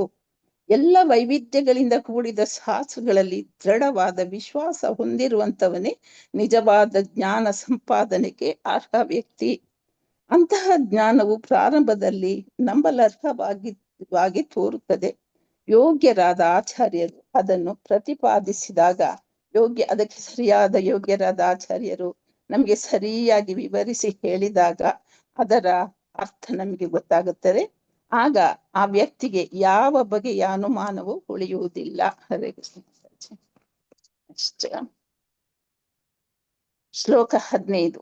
ಸರ್ವಗ ಅನಂತ ವಿಭು ವೈಕುಂಠಾದಿಧಾಮ ಕೃಷ್ಣ ಕೃಷ್ಣ ಅವತಾರೇ ರತಾಃ ವಿಶ್ರಾಮ. ಹರೇ ಕೃಷ್ಣ. ಭವಾನಿ ರಂಗಸ್ವಾಮಿ ಮಾತಾಜಿ ಓದಿ. ವೀಣಾ ಮಾತಾಜಿ ನೆಕ್ಸ್ಟ್. ವೀಣಾ ಮಾತಾಜಿ ಓದಿ. ಹರೇ ಕೃಷ್ಣ ಮಾತಾಜಿ. ಓದಿ ಮಾತಾಜಿ. ಭವಾನಿ ಮಾತಾಜಿ ನೆಕ್ಸ್ಟ್ ಓದ್ತು. ಹರೇ ಕೃಷ್ಣ. ಶ್ಲೋಕ 15. ಸರ್ವಗ ಅನಂತ ವಿಭು ವೈಕುಂಠಾದಿ ಧಾಮ ಕೃಷ್ಣ ಕೃಷ್ಣ ಅವತಾರೇ ರಾತಾಹಂಗ ವಿಶ್ರಾಮ. ಭಾವಾರ್ಥ: ಸರ್ವಗ ಸರ್ವವ್ಯಾಪಿಯಾದ ಅನಂತ ಮಿತಿಯಿಲ್ಲದ ವಿಭು ಶ್ರೇಷ್ಠವಾದ ವೈಕುಂಠ ಆದಿ ವೈಕುಂಠ ಆದಿಧಾಮ ವೈಕುಂಠ ಲೋಕವೆಂದು ಪ್ರಸಿದ್ಧವಾದ ಎಲ್ಲಾ ಸ್ಥಳಗಳು ಕೃಷ್ಣ ಅವತಾರೇರ ಪ್ರಭು ಕೃಷ್ಣನ ಅವತಾರಗಳ ತಾಹಾಂಗಿ ಅಲ್ಲಿ ವಿಶ್ರಾಮ ನಿವಾಸ. ಅನುವಾದ: ವೈಕುಂಠ ಲೋಕವು ಸರ್ವವ್ಯಾಪ್ತಿಯೂ ಅನಂತವೂ ಪರಮಶ್ರೇಷ್ಠವೂ ಆಗಿದೆ. ಅದು ಪ್ರಭು ಕೃಷ್ಣ ಮತ್ತು ಅವನ ಎಲ್ಲ ಅವತಾರಗಳ ಆವಾಸ ಸ್ಥಾನ. ಹರೇ ಕೃಷ್ಣ ಮಾತಾಜಿ. ಧನ್ಯವಾದಗಳು ಮಾತಾಜಿ. ಹರೇ ಕೃಷ್ಣ. ವೈಕುಂಠ ಲೋಕ ಏನು ಎಲ್ಲ. ಹರೇ ಕೃಷ್ಣ. ಹರೇ ಕೃಷ್ಣ. ಅನುವಾದ: ವೈಕುಂಠ ಲೋಕ ಎಂದರೇನು? ಇದು ಸರ್ವವ್ಯಾಪ್ತಿ, ಎಲ್ಲ ಕಡೆಯಲ್ಲೂ ಹರಡಿದೆ. ಅನಂತ, ಇದು ನಮ್ಮ ಭೂಮಿ ಇರುವುದು ಸ್ವಲ್ಪ ಕಾಲು ಭಾಗ, ಮುಕ್ಕಾಲು ಭಾಗದಿದೆ. ಇದು ಪರಮಶ್ರೇಷ್ಠ, ಇದಕ್ಕೆ ಆದಿ ಅಂತ್ಯವಿಲ್ಲ. ಇದು ಪರಮಶ್ರೇಷ್ಠವಾದದ್ದು. ಅದು ಯಾರು? ಪ್ರಭು ಕೃಷ್ಣ ಮತ್ತು ಅವನ ಎಲ್ಲ ಅವತಾರಗಳು ನೆಲೆಸಿದ್ದು. ಅವನ ಒಂದೊಂದು ಅವತಾರಕ್ಕೆ ಒಂದೊಂದು ಲೋಕ, ಒಂದೊಂದು ವೈಕುಂಠ ಲೋಕಗಳಿವೆ. ಎಲ್ಲ ಅವತಾರಗಳ ಆವಾಸ ಸ್ಥಾನ ಅದು ಅಂತ ಹೇಳ್ತಾರೆ. ಶ್ಲೋಕ 16. ತಾಹಾರ ಉಪರಿ ಭಾಗೆ ಕೃಷ್ಣ ಲೋಕ ಖ್ಯಾತಿ ದ್ವಾರಕಾ ಮಥುರಾ ಗೋಕುಲ ತ್ರಿವಿಧತ್ವೇ ಸ್ಥಿತಿ. ಹರೇ ಕೃಷ್ಣ ಮಾತಾಜಿ. ಹರೇ ಹರೇ ಕೃಷ್ಣ ಕೃಷ್ಣ ಮಾತಾಜಿ. ಮಾತಾಜಿ. ಶ್ಲೋಕ ಮಾತಾಜಿ 16. ಗಾಯನವಿತ್ ಮಾತಾಜಿ, ರೀನಾ ಮಾತಾಜಿಗೆ ಓದ್ಲಿಕ್ಕೆ ಹೇಳಿದ್ದೇನೆ. ಓಕೆ ಮಾತಾಜಿ. ಶ್ಲೋಕ 16. ತಾಹಾರ ಉಪರಿ ಭಾಗೆ ಕೃಷ್ಣ ಲೋಕ ಖ್ಯಾತಿ ದ್ವಾರಕಾ ಮಥುರಾ ಗೋಕುಲ ತ್ರಿವಿಧತ್ವೇ ಸ್ಥಿತಿ. ತಾಹಾರ ಅವುಗಳೆಲ್ಲದರಲ್ಲಿ, ಉಪರಿ ಭಾಗೆ ಮೇಲುಭಾಗದಲ್ಲಿ, ಕೃಷ್ಣ ಲೋಕ ಖ್ಯಾತಿ ಕೃಷ್ಣ ಲೋಕವೆಂದು ಪ್ರಖ್ಯಾತವಾದ, ದ್ವಾರಕಾ ಮಥುರಾ ಗೋಕುಲ ದ್ವಾರಕಾ ಮಥುರಾ ಮತ್ತು ವೃಂದಾವನವೆಂದು ಪ್ರಸಿದ್ಧವಾದ 3 ಸ್ಥಳಗಳು, ತ್ರಿವಿಧತ್ವೇ 3 ವಿಭಾಗಗಳಲ್ಲಿ ಸ್ಥಿತಿ ಇವೆ. ಅನುವಾದ: ಶ್ರೀಲ ಪ್ರಭುಪಾದವರಿಂದ. ಶ್ರೀಲ ಪ್ರಭುಪಾದರಿಗೆ ಜಯವಾಗಲಿ. ಆ ಪರವ್ಯೋಮದ ಅತ್ಯುನ್ನತ ಪ್ರದೇಶದಲ್ಲಿ ಕೃಷ್ಣ ಲೋಕವೆಂಬ ಆಧ್ಯಾತ್ಮಿಕ ಗ್ರಹವಿದೆ. ಅದರಲ್ಲಿ ದ್ವಾರಕಾ, ಮಥುರಾ ಮತ್ತು ಗೋಕುಲವೆಂಬ 3 ವಿಭಾಗಗಳಿವೆ. ಹರೇ ಕೃಷ್ಣ ಮಾತಾಜಿ. ಹರೇ ಕೃಷ್ಣ. ಈ ಅನುವಾದ ಅಂದ್ರೆ ಆ ಪರವ್ಯೋಮ ಅದು ಏನು? ಅದು ಮೇಲಿದೆ, ಅತ್ಯುನ್ನತ ಪ್ರದೇಶದಲ್ಲಿದೆ. ಮತ್ತೆ ಇಲ್ಲಿ ಕೃಷ್ಣ ಲೋಕವೆಂಬ ಆಧ್ಯಾತ್ಮಿಕ ಗ್ರಹವಿದೆ. ಮತ್ತೆ ಅಲ್ಲಿ ಅವನ ಇಷ್ಟವಾದ ದ್ವಾರಕಾ, ಮಥುರಾ, ಗೋಕುಲ ಎಂಬ 3 ವಿಭಾಗಗಳು ಅಲ್ಲಿ ಇವೆ, ನೆಲೆಸಿವೆ ಅಂತ ಹೇಳ್ತಾರೆ. ಶ್ಲೋಕ 17. ಸರ್ವೋಪರಿ ಶ್ರೀ ಗೋಕುಲ ಪ್ರಜಲೋಕಧಾಮ ಶ್ರೀ ಗೋಲೋಕ ಶ್ವೇತ ದೀಪ ವೃಂದಾವನ ನಾಮ. ಹರೇ ಕೃಷ್ಣ. ಲಕ್ಷ್ಮೀ PM ಮಾತಾಜಿ. ಲಕ್ಷ್ಮೀ PM. ಹರೇ ಕೃಷ್ಣ ಮಾತಾಜಿ. ಓದ್ತೀನಿ. ಶ್ಲೋಕ 17. ಸರ್ವೋಪರಿ ಶ್ರೀ ಗೋಕುಲ ವ್ರಜಲೋಕಧಾಮ ಶ್ರೀ ಗೋಲೋಕ ಶ್ವೇತದೀಪ ವೃಂದಾವನ ನಾಮ. ಸರ್ವ ಉಪರಿ ಅವೆಲ್ಲವುಗಳಿಗೂ ಮೇಲೆ ಶ್ರೀ ಗೋಕುಲ ಗೋಕುಲವೆಂದು ಪ್ರಸಿದ್ಧವಾದ ಸ್ಥಳ, ವ್ರಜಲೋಕಧಾಮ ವ್ರಜನೆಂದು ಪ್ರಸಿದ್ಧವಾದ ಸ್ಥಳ, ಶ್ರೀ ಗೋಲೋಕ ಗೋಲೋಕ ಎಂದು ಹೆಸರಾದ ಸ್ಥಳ, ಶ್ವೇತದ್ವೀಪ ಬಿಳಿಯ ನಡುಗಡ್ಡೆ, ವೃಂದಾವನದ ನಾಮ ಮತ್ತು ವೃಂದಾವನವೆಂದು ಹೆಸರಾದ. ಅನುವಾದ: ಅವುಗಳನ್ನೆಲ್ಲ ಅತ್ಯುನ್ನತವಾಗಿರುವ ಶ್ರೀ ಗೋಕುಲಕ್ಕೆ ವ್ರಜ, ಗೋಲೋಕ, ಶ್ವೇತದೀಪ ಮತ್ತು ವೃಂದಾವನ ಎಂದು ಹೆಸರುಗಳಿವೆ. ಧನ್ಯವಾದಗಳು ಮಾತಾಜಿ. ಹರೇ ಕೃಷ್ಣ. ಧನ್ಯವಾದಗಳು. ಅನುವಾದ: ಇದು ಇವುಗಳಲ್ಲಿ ಅತ್ಯುನ್ನತ ಅಂದ್ರೆ ತುಂಬಾ ಮೇಲೆ. ಆಮೇಲೆನೆ ಬಾಕಿ ಎಲ್ಲಾ ಲೋಕಗಳು, ವೈಕುಂಠ ಲೋಕಗಳು, ಉನ್ನತ ಲೋಕಗಳು, ಈ 14 ಲೋಕ ಎಲ್ಲ ಬರುದು. ತುತ್ತ ತುದಿಯಲ್ಲಿ ಗೋಲೋಕ, ಪ್ರಜಲೋಕ ಅಂದ್ರೆ ಗೋಲೋಕ, ಶ್ವೇತದೀಪ ಮತ್ತು ವೃಂದಾವನ ಎಂಬ ಹೆಸರು ಆ 3 ಲೋಕಗಳಿಗೆ ಇವೆ ಅಂತಾರೆ. ಶ್ಲೋಕ 18. ಸರ್ವಗ ಅನಂತ ವಿಭು ಕೃಷ್ಣ ತನು ಸಮ ಉಪರಿ ಅದೋ ವ್ಯಾಪಿಯಾಚೆ ನಾಹಿಕ ನಿಯಮ. ಹರೇ ಕೃಷ್ಣ. ಹರೇ ಕೃಷ್ಣ. ರೇಖಾ B ಮಾತಾಜಿ ಮತ್ತೆ ಪ್ರಭಾವತಿ M13. ರೇಖಾ B ಮಾತಾಜಿ. ಹರೇ ಕೃಷ್ಣ. ಪ್ರಭಾವತಿ ಮಾತಾಜಿ. ಓದ್ಲ ಮಾತಾಜಿ. ಓದ್. ಶ್ಲೋಕ 18. ಸರ್ವಗಾನಂತ ವಿಭು ಕೃಷ್ಣ ತನು ಸಮ ಉಪರಿ ಆಧೋ ವ್ಯಾಪಿಯಾಚೆ ನಾಹೇಕ ನಿಯಮ ಸರ್ವಗ ಸರ್ವವ್ಯಾಪಿಯಾದ ಅನಂತ ಮಿತಿ ಇಲ್ಲದ ವಿಭು ಶ್ರೇಷ್ಠವಾದ ಕೃಷ್ಣ ತನುಸಮ ಕೃಷ್ಣನ ದಿವ್ಯ ದೇಹದಂತೆಯೇ ಇರುವ ಉಪರಿ ಅದ ಮೇಲೆ ಕೆಳಗೆ ವ್ಯಾಪಿಯಾಚೆ ವ್ಯಾಪಿಸಿರುವ ನಾಹಿಕ ಇಲ್ಲದ ನಿಯಮ ಕಟ್ಟುಪಾಡು. ಅನುವಾದ: ಪ್ರಭು ಕೃಷ್ಣನ ದಿವ್ಯ ದೇಹದಂತೆ ಗೋಕುಲವು ಸರ್ವವ್ಯಾಪಿಯಾಗಿದೆ, ಅನಂತವಾಗಿದೆ ಮತ್ತು ಸರ್ವಶ್ರೇಷ್ಠವಾಗಿದೆ. ಅದು ಯಾವುದೇ ನಿರ್ಬಂಧವಿಲ್ಲದೆ ಮೇಲೆ ಮತ್ತು ಕೆಳಗೆ ವಿಸ್ತರಿಸುತ್ತದೆ.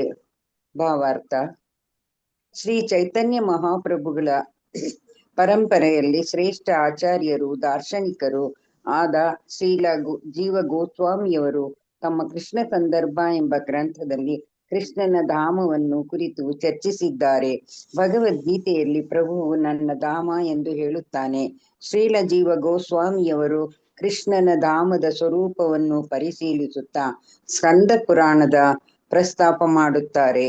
ಅದರಲ್ಲಿ ಹೀಗೆ ಹೇಳಿದೆ: ಯಾ ಯಥಾ ಭುವಿ ವರ್ಧಂತೆ ಪುರ್ಯೋ ಭಗವತಃ ಪ್ರಿಯಾಃ ತಥಾ ಸಂತಿ ವೈಕುಂಠೆ ತತ್ತಲ್ ಲೀಲಾರ್ಥಂ ಆದೃತಾಃ. ಐಹಿಕ ಜಗತ್ತಿನಲ್ಲಿ ದ್ವಾರಕ, ಮಥುರ, ಗೋಲೋಕಗಳಂತಹ ದೇವೋತ್ತಮನ ಧಾಮಗಳು, ದೇವರ ಸಾಮ್ರಾಜ್ಯವಾದ ವೈಕುಂಠ ಧಾಮದ ದೇವೋತ್ತಮನ ನಿವಾಸಗಳನ್ನು ಪ್ರತಿನಿಧಿಸುವ ಪ್ರತಿಕೃತಿಗಳು. ಆ ವೈಕುಂಠ ಧಾಮದ ಅನಂತವಾದ ಆಧ್ಯಾತ್ಮಿಕ ಪರಿಸರವು ಐಹಿಕ ಬ್ರಹ್ಮಾಂಡಕ್ಕೆ ಬಹಳ ಮೇಲು ಭಾಗದಲ್ಲೂ ದೂರದಲ್ಲೂ ಇದೆ. ಇದನ್ನು ಸ್ವಯಂಭುವತ ತಂತ್ರ ಎಂಬ ಗ್ರಂಥವು ಖಚಿತಪಡಿಸುತ್ತದೆ. ಅಲ್ಲಿ 14 ಅಕ್ಷರಗಳ ಮಂತ್ರವನ್ನು ಜಪಿಸುವುದರಿಂದ ಆಗುವ ಪರಿಣಾಮವೇನು ಎಂಬ ಶಿವ ಪಾರ್ವತಿಯರ ಚರ್ಚೆಯಲ್ಲಿ ಹೀಗೆ ಹೇಳಿದೆ: ಹರೇ ನಾನಾ ಕೃಷ್ಣ ಮಾತಾಜಿ, ಧನ್ಯವಾದಗಳು ಮಾತಾಜಿ. ಹರೇ ರತ್ನ ಹರೇ ಬಸವರಾಜ್ ಮಾತಾಜಿ, ರೇಖಾ ಬಿ ಮಾತಾಜಿ.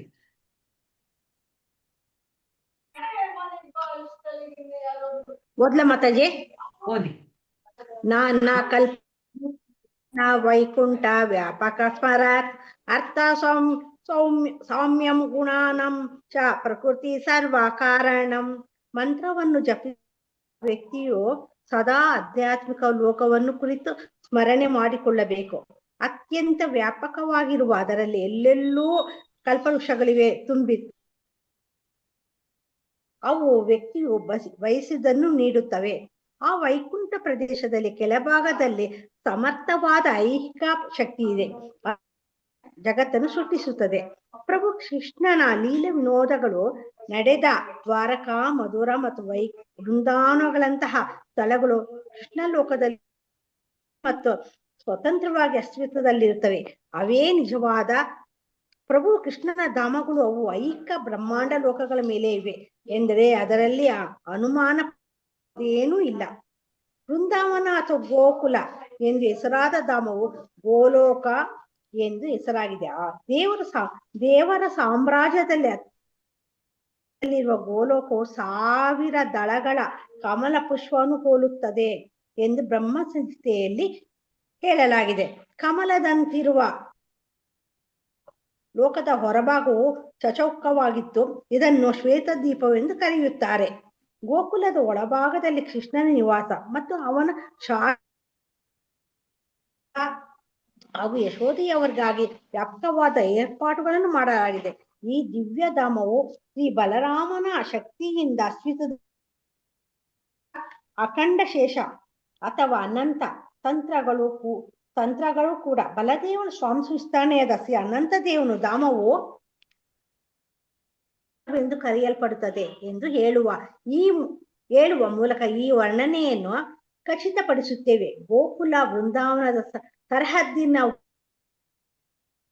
ಆಕಾರದ ಪ್ರದೇಶವಾದ ಶ್ವೇತದ್ವೀಪದ ಅತ್ಯಂತ ಒಳಭಾಗದಲ್ಲಿರುವುದೇ ವೃಂದಾವನ ಧಾಮ. ಹರೇ ಕೃಷ್ಣ ಮಾತಾಜಿ.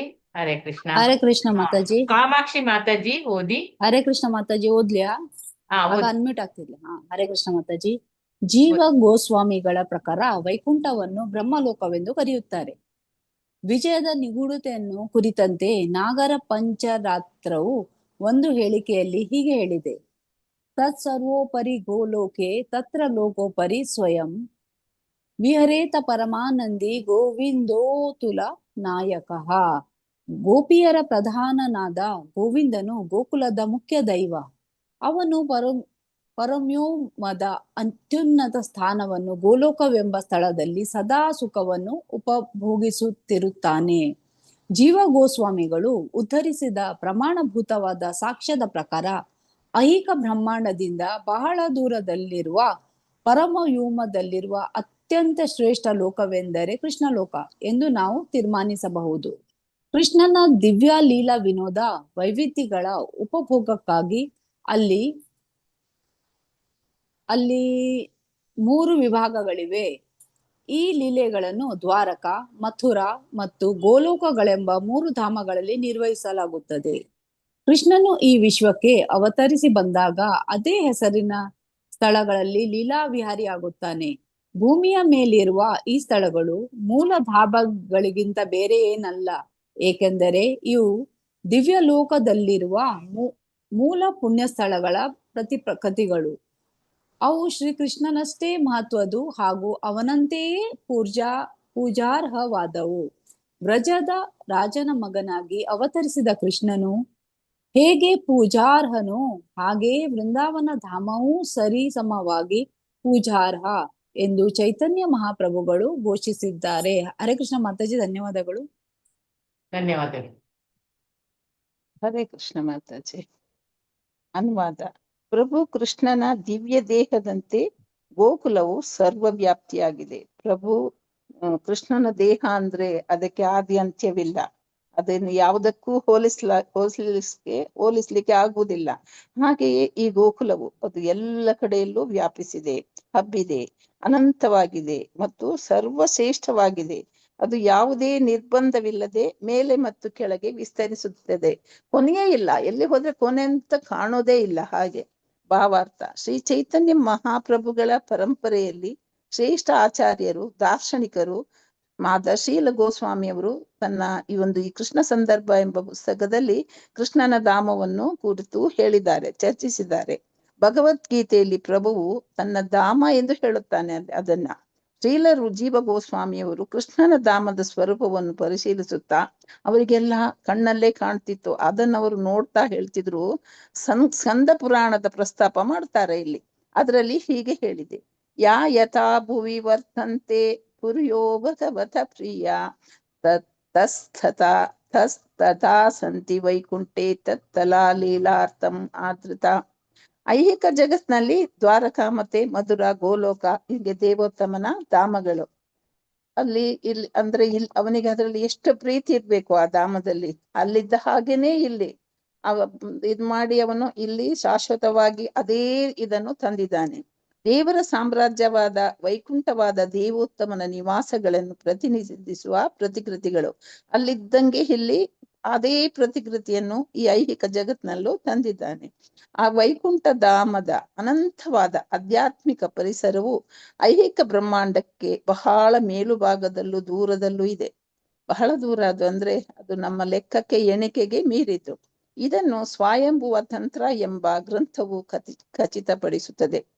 ಇಲ್ಲಿ 14 ಅಕ್ಷರಗಳ ಮಂತ್ರವನ್ನು ಜಪಿಸುವುದರಿಂದ ಆಗುವ ಪರಿಣಾಮವೇನು ಎಂದು ಶಿವಪಾರ್ವತಿಯರ ಚರ್ಚೆಯಲ್ಲಿ ಹೀಗೆ ಹೇಳಿದೆ. ಶಿವಪಾರ್ವತಿಯವರೆಲ್ಲ ಯಾವಾಗ್ಲೂ ಶಿವನು ಕೃಷ್ಣನ ಪಾರ್ವತಿಗೆ ಎಲ್ಲ ವಿವರಿಸ್ತಾ ಇರ್ತಾನೆ. ಅದರಲ್ಲಿ ಅವರು ಹೀಗೆ ಹೇಳಿದ್ದಾರೆ: ನಾನಾ ಕಲ್ಪಲತಾ ಕಿರಣಂ ವೈಕುಂಠಂ ವ್ಯಾಪಕಂ ಸ್ಮರೇತ್ ಅತ ಸಾಮ್ಯಂ ಗುಣಾನಾಂ ಛ ಪ್ರಕೃತಿ ಸರ್ವ ಕಾರಣಂ. ಎಲ್ಲ ಕಾರಣಕ್ಕೆ ಕೃಷ್ಣನೇ ಅಂತ ಎಲ್ಲವನು ಸರಿಯಾಗಿ ಪರಮೇಶ್ವರಿಗೆ ವರ್ಣಿಸ್ತಿರ್ತಾನೆ. ಎಲ್ಲೆಲ್ಲಿ ಏನೇನು ಹೇಗೆ. ಮಂತ್ರವನ್ನು ಜಪಿಸುವಾಗ ವ್ಯಕ್ತಿಯು ಸದಾ ಆಧ್ಯಾತ್ಮಿಕ ಲೋಕವನ್ನು ಕುರಿತು ಸ್ಮರಣೆ ಮಾಡಿಕೊಳ್ಳಬೇಕು. ಈಗ ನಾವೊಬ್ಬರನ್ನು ನೆನೆಸ್ಕೊಳ್ತೀವಿ, ಕರೀವಾಗ ಅವರ ರೂಪ ನಮ್ಮ ಎದುರು ಬರುತ್ತೆ, ಯಾರನ್ನೇ ಆಗ್ಲಿ. ಹಾಗೇನೆ ನಾವು ಮಂತ್ರ ಹೇಳುವಾಗ ಆ ದೇವೋತ್ತಮ ಪುರುಷನನ್ನು ಮತ್ತೆ ಅವನ ಲೋಕವನ್ನು ನಮ್ಮ ನೆನಪು ಮಾಡ್ಕೊಳ್ಬೇಕಂತೆ, ಸ್ಮರಣೆ ಮಾಡ್ಕೊಳ್ಬೇಕು. ಅತ್ಯಂತ ವ್ಯಾಪಕವಾಗಿರುವ ಅದರಲ್ಲಿ ಎಲ್ಲೆಲ್ಲೂ ಕಲ್ಪವರ್ಷಗಳೇ ತುಂಬಿವೆ. ನಮ್ಗೆ ಏನ್ ಬೇಕೋ ಅದೆಲ್ಲ ಕೊಡುವಂತ ಮರಗಳು ಕಲ್ಪವರ್ಷಗಳು ತುಂಬಿವೆ. ಅಲ್ಲಿಯವರೆಗೆ ಆಶೆನೇ ಇಲ್ಲ, ಅವರು ಕೇಳುವುದೇ ಇಲ್ಲ. ಅವು ವ್ಯಕ್ತಿಯು ಬಯಸಿದನ್ನು ನೀಡುತ್ತದೆ. ಆ ವೈಕುಂಠ ಪ್ರದೇಶದ ಕೆಳಭಾಗದಲ್ಲಿ ಸಮರ್ಥವಾದ ಐಹಿಕ ಶಕ್ತಿ ಇದೆ. ಅದು ಐಹಿಕ ಜಗತ್ತನ್ನು ಸೃಷ್ಟಿಸುತ್ತದೆ. ಪ್ರಭು ಕೃಷ್ಣನ ಲೀಲಾ ವಿನೋದಗಳು ನಡೆದ ದ್ವಾರಕ, ಮಧುರ ಮತ್ತು ವೃಂದಾವನಗಳಂತಹ ಸ್ಥಳಗಳು ಕೃಷ್ಣ ಲೋಕದಲ್ಲಿ ಶಾಶ್ವತವಾಗಿ ಮತ್ತು ಸ್ವತಂತ್ರವಾಗಿ ಅಸ್ತಿತ್ವದಲ್ಲಿರುತ್ತದೆ. ಅದು ಅಲ್ಲಿ ಯಾವಾಗಲೂ ಶಾಶ್ವತವಾಗಿರುವುದು. ಅದನ್ನು ಇಲ್ಲಿನ ಐಹಿಕದಲ್ಲೂ ಹಾಗೆ ತಂದಿದ್ದಾನೆ. ಅದು ಅವನಿಗೆ ಬಹಳ ಪ್ರಿಯವಾದ ಜಾಗ. ಮತ್ತೆ ಈಗಲೂ ಹೇಳ್ತಾರೆ, ವೃಂದಾವನದಲ್ಲಾಗ್ಲಿ ದ್ವಾರಕದಲ್ಲಾಗ್ಲಿ ದೇವತೆಗಳೇ ಹುಟ್ಟಿ ಬರುವುದು, ಶಾಪಗ್ರಸ್ತ ದೇವತೆಗಳು ಅಂತ ಹೀಗೆಲ್ಲ ಹೇಳ್ತಾರೆ. ಅವೇ ನಿಜವಾದ ಪ್ರಭು ಕೃಷ್ಣನ ಧಾಮಗಳು. ಅವು ಐಹಿಕ ಬ್ರಹ್ಮಾಂಡ ಲೋಕಗಳ ಮೇಲೆ ಇವೆ. ಅದು ಅವನ ನಿಜವಾದ ಲೋಕ ಅಲ್ಲಿ ಇದೆ. ಅದರ ಒಂದು ನೆರಳು, ಅದರ ಒಂದು ಪ್ರತಿಕೃತಿ ಇಲ್ಲಿ ತಂದಿದ್ದಾನೆ ಎಂದರೆ ಅದರಲ್ಲಿ ಅನುಮಾನ ಪಡುವಂಥದ್ದೇನೂ ಇಲ್ಲ. ಅವನಿಗೆ ಅಷ್ಟು ಇದು ಪ್ರಿಯ. ವೃಂದಾವನ ಅಥವಾ ಗೋಕುಲ ಎಂದು ಹೆಸರಾದ ಧಾಮವು ಗೋಲೋಕ ಎಂದು ಹೆಸರಾಗಿದೆ. ದೇವರ ಸಾಮ್ರಾಜ್ಯದಲ್ಲಿ ಅತ್ಯುನ್ನತ ಸ್ಥಾನದಲ್ಲಿರುವ ಗೋಕುಲವು 1000 ದಳಗಳ ಕಮಲ ಪುಷ್ಪವನ್ನು ಹೋಲುತ್ತದೆ. ಇದೆಲ್ಲ ಅಲ್ಲಿಯ ವರ್ಣನೆ. ನಮ್ಮಂತ ಒಂದು ಹುಲು ಮನುಷ್ಯರಿಗೆ ಇದು ಒಂದು ಸೋಜಿಗವಾಗಿ ಕಾಣಬಹುದು ಎಂದು ಬ್ರಹ್ಮ ಸಂಹಿತೆಯಲ್ಲಿ ಹೇಳಲಾಗಿ ಇದಕ್ಕೆಲ್ಲ ಸಾಕ್ಷಿಗಳಿವೆ. ಇದನ್ನೆಲ್ಲ ಅವರು ಬರೆದಿಟ್ಟಿದ್ದಾರೆ. ಎಲ್ಲ ಬ್ರಹ್ಮ ಸಂಹಿತೆಯಲ್ಲಿ ಇದು ಹೇಗಿದೆ ಹೇಳಿದ್ದಾರೆ. 1000 ದಳಗಳಿವೆ ಅಂತೆ. ಕಮಲದಂತಿರುವ ಈ ಲೋಕದ ಹೊರಭಾಗವು ಚೌಕವಾಗಿದ್ದು ಇದನ್ನು ಶ್ವೇತ ದೀಪವೆಂದು ಕರೆಯುತ್ತಾರೆ. ಇದೊಂದು ಚೌಕದಾಕಾರ ಇದೆ, ಇದು ಶ್ವೇತ ದೀಪ ಅಂತ ಹೇಳ್ತಾರೆ. ಗೋಕುಲದ ಒಳಭಾಗದಲ್ಲಿ ಶ್ರೀಕೃಷ್ಣನ ನಿವಾಸ ಮತ್ತು ಅವನ ಶಾಶ್ವತ ಸಂಗಾತಿಗಳಾದ ನಂದ ಹಾಗೂ ಯಶೋಧೆಯರಿಗಾಗಿ ವ್ಯಾಪಕವಾದ ಏರ್ಪಾಡುಗಳನ್ನು ಮಾಡಲಾಗಿದೆ. ಅಲ್ಲಿ ಅವರು ತಂದೆ ತಾಯಿಯರನ್ನು ಹೇಗೆ ನೋಡ್ತಾರೆ ಎಂಬುದಕ್ಕೊಂದು ನಿದರ್ಶನವಾಗಿ ಮೊದಲು ಇದನ್ನು ಹೇಳ್ತಾರೆ. ಯಾರಿಗೆ? ನಂದರಿಗೆ ಮತ್ತು ಯಶೋಧೆಗೆ ಎಲ್ಲ ಏರ್ಪಾಡು ಮಾಡಿದ್ದಾರೆ ಅಂತ. ಈ ದಿವ್ಯ ಧಾಮವು ಶ್ರೀಲ ಬಲದೇವನ ಶಕ್ತಿಯಿಂದಾಗಿ ಅಸ್ತಿತ್ವದಲ್ಲಿದೆ. ಈ ಧಾಮ ಎಲ್ಲ ಮಾಡಿದ್ದು ಅಸ್ತಿತ್ವದಲ್ಲಿ ಮಾಡಿದೇ ಬಲದೇವ. ಅವನೇ ಎಲ್ಲ, ಅವನೇ ಮೂಲ, ಅವನೇ ಎಲ್ಲ ಮಾಡಿದ್ದು. ಏನೇನು ಎಲ್ಲೆಲ್ಲಿ ಹೇಗೆ ಹೇಗೆ ಬೇಕೋ ಕೃಷ್ಣನಿಗೆ ಹಾಗೆ ಮಾಡುವವನು ಬಲದೇವ. ಅವನೇ ಮೂಲ, ಅಖಂಡ ಶೇಷ ಅಥವಾ ಅನಂತ. ಅವನಿಗೆ ಏನೇನೇ ಇಲ್ಲ, ಅಂತ್ಯನೇ ಇಲ್ಲ ಅಂತವನವನು. ಎಲ್ಲ ಅವನ ಹಿಂದುಗಡೆ ಏನು ಬೇಕು ಅದೆಲ್ಲ ಮಾಡುವವನು. ತಂತ್ರಗಳು ಕೂಡ ಅವನ ಇದೆಲ್ಲ ಅವನು ಮಾಡಿದ್ದು ಅವನ ತಂತ್ರ, ಅವನ ಆಲೋಚನೆ. ಬಲದೇವನ ಸ್ವಾಂಶ ವಿಸ್ತರಣೆಯಾದ ಶ್ರೀ ಅನಂತ ದೇವನ ಧಾಮವು ದೇವರ ಸಾಮ್ರಾಜ್ಯವೆಂದು ಕರೆಯಲ್ಪಡುತ್ತದೆ. ಈಗ ಅವನ ಧಾಮವು ಹಾಗೆ, ಅವನು ದೇವರೇ, ಅವನದು ಇನ್ನೊಂದು ಭಾಗ ಅಷ್ಟೇ. ಅವನಿಂದು ಸ್ವಾಂಶ ರೂಪ, ಅವನಿಗೆ ಸಿರುವಷ್ಟೇ ಶಕ್ತಿ ಇವನಿಗೂ ಇದೆ ಎಂದು ಹೇಳುವ ಮೂಲಕ ಈ ವರ್ಣನೆಯನ್ನು ಖಚಿತಪಡಿಸುತ್ತದೆ. ಗೋಕುಲ ವೃಂದಾವನದ ಸರಹದ್ದಿನ ಹೊರಗಿನ ಚಚ್ಚೌಕ ಆಕಾರದ ಪ್ರದೇಶವಾದ ಶ್ವೇತ ದೀಪದ ಅತ್ಯಂತ ಒಳಭಾಗದಲ್ಲಿರುವುದೇ ವೃಂದಾವನ ಧಾಮ. ಈಗ ವೃಂದಾವನವನ್ನು ಚರ್ಚಿಸುತ್ತಾರೆ. ಅಂದ್ರೆ ಬೃಂದಾವನದ ಸರಹದ್ದಿನ ಹೊರಗಿನ ಒಂದು ಚೌಕದ ಭಾಗದಲ್ಲಿ ಶ್ವೇತ ದೀಪ ಇದೆ ಅಂತೆ, ಒಳಗೆ. ಅದು ವೃಂದಾವನ ಧಾಮ. ಜೀವ ಗೋಸ್ವಾಮಿಗಳ ಪ್ರಕಾರ ವೈಕುಂಠವನ್ನು ಬ್ರಹ್ಮಲೋಕವೆಂದು ಕರೆಯುತ್ತಾರೆ. ಇದು ಜೀವ ಗೋಸ್ವಾಮಿಗಳು ಹೇಳೋದಂದ್ರೆ ಆ ವೈಕುಂಠವನ್ನು ಬ್ರಹ್ಮಲೋಕ ಅಂತ ಹೇಳ್ತಾರೆ. ವಿಜಯದ ನಿಗೂಢತೆಯನ್ನು ಕುರಿತಂತೆ ನಾರದ ಪಂಚರಾತ್ರು ಒಂದು ಹೇಳಿಕೆಯಲ್ಲಿ ಹೀಗೆ ಹೇಳಿದೆ. ತತ್ ಸರ್ವೋಪರಿ ಗೋಲೋಕೆ ತತ್ರ ಲೋಕೋಪರಿ ಸ್ವಯಂ ವಿಹರೇತ್ ಪರಮಾನಂದಿ ಗೋವಿಂದೋ ಅತುಲ ನಾಯಕ. ಇದೆಲ್ಲ ನಮ್ಮಂಥವ್ರಿಗೆ ನನ್ನಂಥವ್ರಿಗೆ ಅಂತೂ ವರ್ಣಿಸ್ಲಿಕ್ಕೆ ಇದು ಸಾಧ್ಯ ಇಲ್ಲ. ಇದಕ್ಕೆ ಆಚಾರ್ಯರೇ ಬೇಕು, ಅಷ್ಟು ಚೆನ್ನಾಗಿದೆ ಇದು. ನಮ್ಗೆ ಸಾಧ್ಯನೇ ಇಲ್ಲ, ಅಷ್ಟೊಂದು ಚೆನ್ನಾಗಿ ಇಲ್ಲಿ ಹೇಳಿದ್ದಾರೆ. ಗೋಪಿಯರ ಪ್ರಧಾನನಾದ ಗೋವಿಂದನು ಗೋಕುಲದ ಮುಖ್ಯ ದೈವ.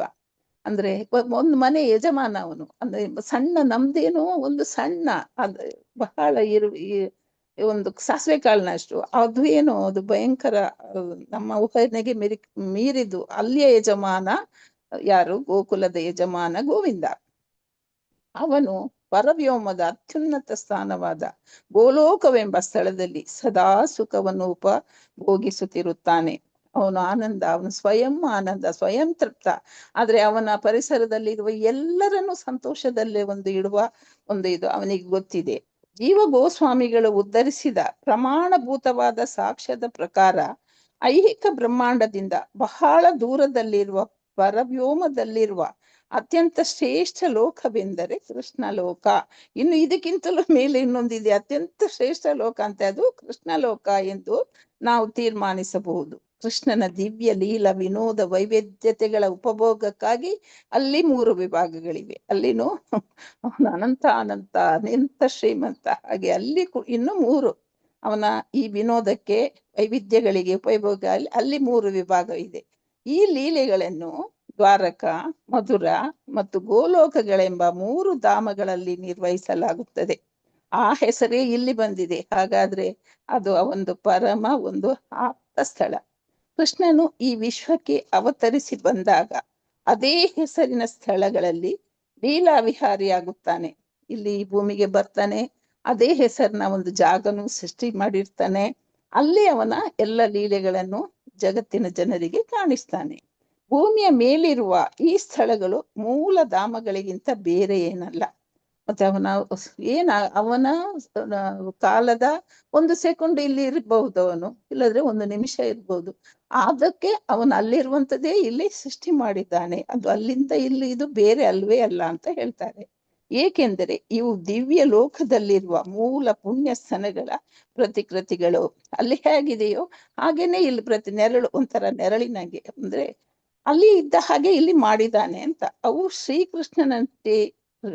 ಶ್ರೀಕೃಷ್ಣನಷ್ಟೇ ಮಹತ್ವದವು. ಶ್ರೀಕೃಷ್ಣನಿಗೆ ಎಷ್ಟು ನಾವು ಒಂದು ಇದು ಕೊಡ್ತೀವೋ, ಅಂದ್ರೆ ಅವನನ್ನು ಎಷ್ಟು ಮೇಲೆ ಇಡ್ತೇವೋ ಹಾಗೇನೆ ಆ ಧಾಮಗಳನ್ನು ನಾವು ಇಡಬೇಕು. ಹಾಗೂ ಅವನಂತೆಯೇ ಪೂಜಾರ್ಹವಾದದ್ದು, ಅದು ಅವನನ್ನು ನಾವು ಎಷ್ಟು ಪೂಜಿಸ್ತೇವೋ ಆ ಜಾಗವನ್ನು ಕೂಡ ನಾವು ಅಷ್ಟೇ ಪೂಜಿಸ್ಬೇಕು. ಯಾಕಂದ್ರೆ ಅದು ಅವನಿಗೆ ತುಂಬಾ ಇಷ್ಟವಾದ ಜಾಗ. ಮತ್ತೆ ವ್ರಜದ ಜನರೆಲ್ಲ, ಅವನ ಸಹಪಾಠಿಗಳೆಲ್ಲ ಅಲ್ಲಿ ಬಂದು ಇದ್ದು ಅಷ್ಟೊಂದು ಲೀಲೆ ಮಾಡಿದ್ದಾರೆ. ಆ ಜಾಗಕ್ಕೆ ನಾವು ಅಷ್ಟೇ ಒಂದು ಪೂಜೆಯನ್ನು ಮಾಡಬೇಕು, ಅಷ್ಟೇ ಮರ್ಯಾದೆ ಕೊಡ್ಬೇಕು. ವ್ರಜದ ರಾಜನ ಮಗನಾಗಿ ಅವತರಿಸಿದ ಕೃಷ್ಣನು ಹೇಗೆ ಪೂಜಾರ್ಹನೋ ಹಾಗೆಯೇ ಬೃಂದಾವನ ಧಾಮವು ಸರಿಸಮವಾಗಿ ಪೂಜಾರ್ಹ. ಅವನಿಗೆ ನಾವು ಎಷ್ಟು ಪೂಜೆ ಮಾಡ್ತೇವೋ ಹಾಗೆಯೇ ಈ ಬೃಂದಾವನ ಎಂಬ ಇದಕ್ಕೆ ನಾವು ಒಂದೇ ಪ್ರಕಾರವಾಗಿ ನಾವು ಪೂಜಿಸ್ಬೇಕು, ಗೌರವಿಸ್ಬೇಕು ಅಂತ ಚೈತನ್ಯ ಪ್ರಭುಗಳು ಘೋಷಿಸಿದ್ದಾರೆ. ಚೈತನ್ಯ ಪ್ರಭುಗಳು ಯಾರು? ಕೃಷ್ಣನೇ. ಅವರೇ ಹೇಳಿರ್ಬೇಕಂದ್ರೆ ಅದು ಎಷ್ಟು ಪೂಜೆಗೆ ಅರ್ಹವಾಗಿರ್ಬೇಕು. ಹರೇ ಕೃಷ್ಣ ಮಾತಾಜಿ. ಶ್ಲೋಕ 19. ಬ್ರಹ್ಮಾಂಡೇ ಪ್ರಕಾಶ ಥಾರ ಕೃಷ್ಣೇರ ಇಚ್ಛಾಯ ಏಕ ಈ ಸ್ವರೂಪ ಥಾರ ನಾಹಿ ದೂಯಿ ಖಾಯ. ಹರೇ ಕೃಷ್ಣ. ಹರೇ ಕೃಷ್ಣ. ಕಾಮಾಕ್ಷಿ ಮಾತಾಜಿ और ಪದ್ಮಾ ಮಾತಾಜಿ ಇಬ್ಬರಲ್ಲಿ ಒಬ್ರು ಓದಿ. ಹರೇ ಕೃಷ್ಣ. ಹರೇ ಕೃಷ್ಣ ಮಾತಾಜಿ. ಓದಿ. ಶ್ಲೋಕ 19. ಬ್ರಹ್ಮಾಂಡ ಪ್ರಕಾಶ ತಾರೆ ಕೃಷ್ಣೇರ ಉಚ್ಛಾಯ ಏಕಾಯಿ ಸ್ವರೂಪ ತಾರ ನಾಹಿ ದ್ವೀಕಾಯ. ಬ್ರಹ್ಮಾಂಡೆ ಐಕ ಪ್ರಪಂಚದ ಒಳಗಡೆ ಪ್ರಕಾಶ ವ್ಯಕ್ತವಾಗುವುದು. ತಾರ ಅದರ ಕೃಷ್ಣೇರ ಇಚ್ಛಾಯ ಪ್ರಭು ಕೃಷ್ಣನ ಪರಮನಿಶ್ಚೆಯಂತೆ. ಏಕಹಿ ಅದೇ, ಸ್ವರೂಪ ಗುರುತು, ತಾರ ಅದರ, ನಾಹಿ ಇಲ್ಲ, ದುಹಿ 2, ಕಾಯ ದೇಹಗಳು. ಅನುವಾದ: ಪ್ರಭು ಕೃಷ್ಣನ ಇಚ್ಛೆಯಂತೆ ಆ ಧಾಮವು ಈ ಐಕ ಪ್ರಪಂಚದ ಒಳಗಡೆ ಪ್ರಕಟವಾಯಿತು. ಅದು ಮೂಲ ಗೋಕುಲಕ್ಕೆ ಅನುರೂಪವಾಗಿದೆ. ಇವು 2 ಬೇರೆ ಬೇರೆ ಕಾಯಗಳಲ್ಲ. ಭಾವಾರ್ಥ ಮಾತಾಜಿ. ಭಾವಾರ್ಥ: ಮೇಲೆ ಪ್ರಸ್ತಾವಿಸಿದ ಧಾಮಗಳು ಪ್ರಭು ಕೃಷ್ಣನ ಸರ್ವಶಕ್ತನಾದ ಇಚ್ಛೆಯ ಪ್ರಕಾರ ಚಲಿಸಬಲ್ಲವು. ಶ್ರೀಕೃಷ್ಣನು ಈ ಭೂಮಿಯ ಮೇಲೆ ಆವಿರ್ಭವಿಸಿದಾಗ ತನ್ನ ಧಾಮಗಳ ಮೂಲ ಸಂಚಲನೆಗೆ ಏನೂ ವ್ಯತ್ಯಯವಿಲ್ಲದಂತೆ ಇಲ್ಲೂ ಆವಿರ್ಭವಿಸುವಂತೆ ಮಾಡಬಲ್ಲ. ಭೂಮಿಯ ಮೇಲಿನ ಧಾಮಗಳು ಐಕ ಮತ್ತು ಮೂಲ ಧಾಮಗಳು ಆಧ್ಯಾತ್ಮಿಕ ಎಂದು ಭೂಧಾಮಗಳು ಹಾಗೂ ಪರವ್ಯೂಮದ ಧಾಮಗಳ ಬಗೆಗೆ ಭೇದ ಭಾವ ತೋರಬಾರದು. ಅವು ಎಲ್ಲವೂ ಆಧ್ಯಾತ್ಮಿಕವೇ. ಪ್ರಸ್ತುತ ಬದ್ಧ ಸ್ಥಿತಿಯಲ್ಲಿರುವ ನಾವು ಐಹಿಕದ ಆಚೆಗಿರುವ ಏನನ್ನೂ ಅನುಭವಿಸಲಾರೆವು. ಅಂತಹ ನಮಗಾಗಿ ಧಾಮಗಳು ಮತ್ತು ಅರ್ಚಾರೂಪದಲ್ಲಿರುವ ಸ್ವತಃ ಪ್ರಭು ಕೃಷ್ಣ ಜಡವಸ್ತುವಿನ ರೂಪದಲ್ಲಿ ನಮ್ಮೆದುರೇ ಕಾಣಿಸಿಕೊಳ್ಳುತ್ತಾನೆ. ನಮ್ಮ ಐಹಿಕ ಕಣ್ಣುಗಳಿಂದ ಚೇತನವನ್ನು ನೋಡುವ ಸೌಲಭ್ಯ ಒದಗಿಸುವುದಕ್ಕಾಗಿ ಹೀಗೆ ಮಾಡುತ್ತಾನೆ. ಪ್ರಾರಂಭದಲ್ಲಿ ನವಭಕ್ತನಿಗೆ ಇದನ್ನು ಅರ್ಥ ಮಾಡಿಕೊಳ್ಳಲು ಕಷ್ಟವಾಗಬಹುದು. ಆದರೆ ಕಾಲಕ್ರಮೇಣ ವ್ಯಕ್ತಿಯ ಭಕ್ತಿ ಸೇವೆಯಲ್ಲಿ ಪ್ರಗತಿಯನ್ನು ಸಾಧಿಸಿದ ಮೇಲೆ ಅದು ಸುಲಭವಾಗುತ್ತದೆ. ಈ ಸ್ಪರ್ಶ ರೂಪದ ಮೂಲಕ ಪ್ರಭುವಿನ ಅಸ್ತಿತ್ವವನ್ನು ಪರಿಭಾವಿಸಲು ಸಾಧ್ಯವಾಗುತ್ತದೆ. ಹರೇ ಕೃಷ್ಣ ಮಾತಾಜಿ. ಧನ್ಯವಾದಗಳು. ಹರೇ ಕೃಷ್ಣ. ಧನ್ಯವಾದಗಳು. ಧನ್ಯವಾದಗಳು. ಅನುವಾದ ಅಂದ್ರೆ ಪ್ರಭು ಕೃಷ್ಣನ ಇಚ್ಛೆಯಂತೆ ಈ ಧಾಮವು ಐಹಿಕ ಪ್ರಪಂಚದ ಒಳಗೆ ಪ್ರಕಟವಾಯಿತು.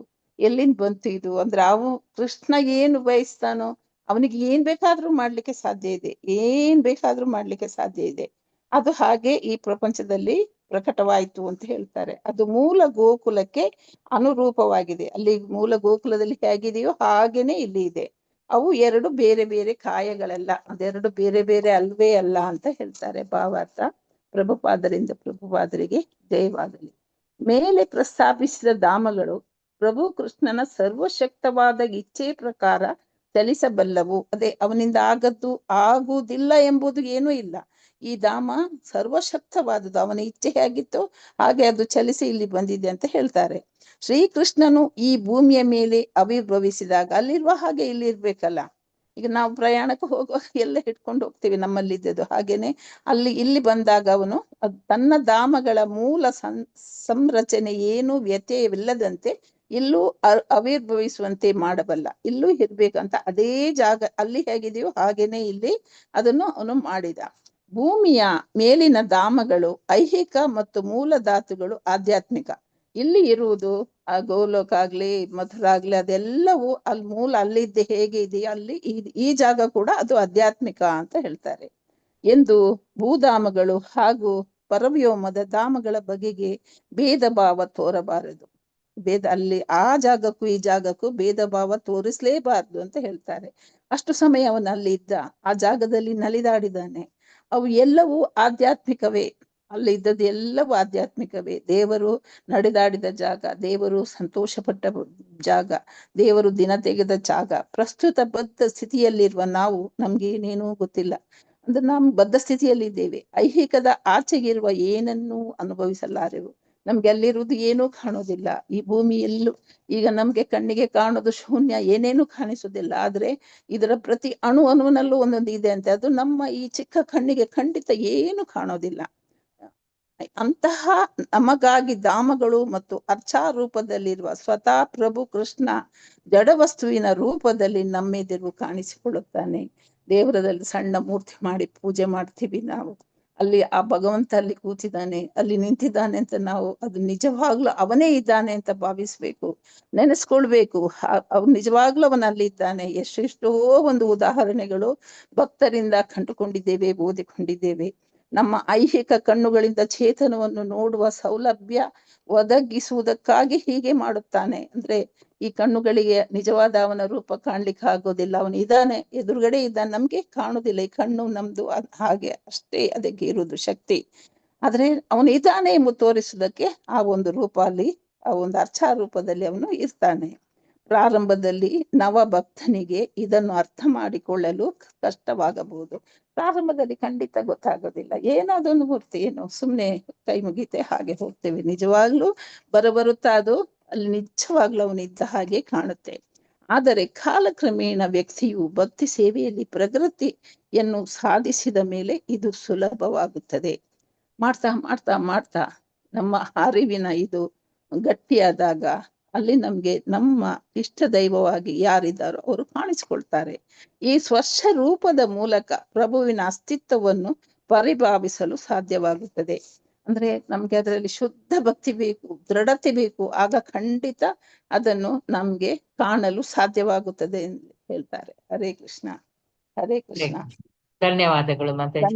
ಎಂಡ್ ಮಾಡಿ ಚೈತನ್ಯ ಪ್ರಭುಗಳು, ನಿತ್ಯಾನಂದ ಪ್ರಭುಗಳು ಎಲ್ಲರ ದಯೆ ನಮ್ಮ ಮೇಲೆ ಇರ್ಲಿ. ವಾಂಛಾ ಕಲ್ಪತರು ವೃಕ್ಷ ಕೃಪಾ ಸಿಂಧುಭ್ಯ ಚ ಪತಿತನಾಂ ಪಾವನೇಭ್ಯೋ ವೈಷ್ಣವೇಭ್ಯೋ ನಮೋ ನಮಃ. ಇಲ್ಲಿ ಸೇರಿರುವ ಎಲ್ಲರಿಗೂ ನನ್ನ ಅನಂತ ಧನ್ಯವಾದಗಳು. ಏನ್ ತಪ್ಪಿದ್ರೆ ದಯಮಾಡಿ ಕ್ಷಮಿಸಿಬಿಡಿ. ಹರೇ ಕೃಷ್ಣ, ಹರೇ ಕೃಷ್ಣ. ಹರೇ ಕೃಷ್ಣ ಮಾತಾಜಿ, ಹರೇ ಧನ್ಯವಾದಗಳು. ಕೃಷ್ಣ ಮಾತಾಜಿ, ಧನ್ಯವಾದಗಳು ಮಾತಾಜಿ. ಧನ್ಯವಾದಗಳು. ಲೀಲಾವತಿ ಮಾತಾಜಿ ಮತ್ತೆ ಇನ್ನೊಬ್ರು ಕಾಮಾಕ್ಷಿ ಮಾತಾಜಿ ಇಬ್ಬರು ಬಾಕಿ ಆಯ್ತು. ನಾಳೆ ಕೊಡೋಣ ಚಾನ್ಸ್. ಹರೇ ಕೃಷ್ಣ. ಹರೇ ಕೃಷ್ಣ ಮಾತಾಜಿ, ಧನ್ಯವಾದಗಳು. ನಾಗವೇಣಿ ಮಾತಾಜಿ ಧನ್ಯವಾದಗಳು. ಮಾತಾಜಿ ಧನ್ಯವಾದಗಳು. ನಾಗವೇಣಿ ಮಾತಾಜಿ ಹರೇ ಕೃಷ್ಣ, ಹರೇ ಕೃಷ್ಣ ಮಾತಾಜಿ. ಮಾತಾಜಿ ನಾನು ಓದಿಲ್ಲ ಮಾತಾಜಿ. ನೀವು ನಿನ್ನೆ ಓದಿದ್ದೀರಿ ಮಾತಾಜಿ. 2 ದಿವಸದಿಂದ ಯಾರಿಗೆ ಓದ್ಲಿಕ್ಕೆ ಸಿಗ್ಲಿಲ್ಲ ಅವರದ್ದು ಹೇಳಿದೆ. ಓಕೆ ಧನ್ಯವಾದಗಳು ಮಾತಾಜಿ. ಧನ್ಯವಾದ. ನಾಳೆ ಸಿಗ್ತದೆ ಮಾತಾಜಿ. ಹರೇ ಕೃಷ್ಣ. ಹರೇ ಕೃಷ್ಣ ಮಾತಾಜಿ.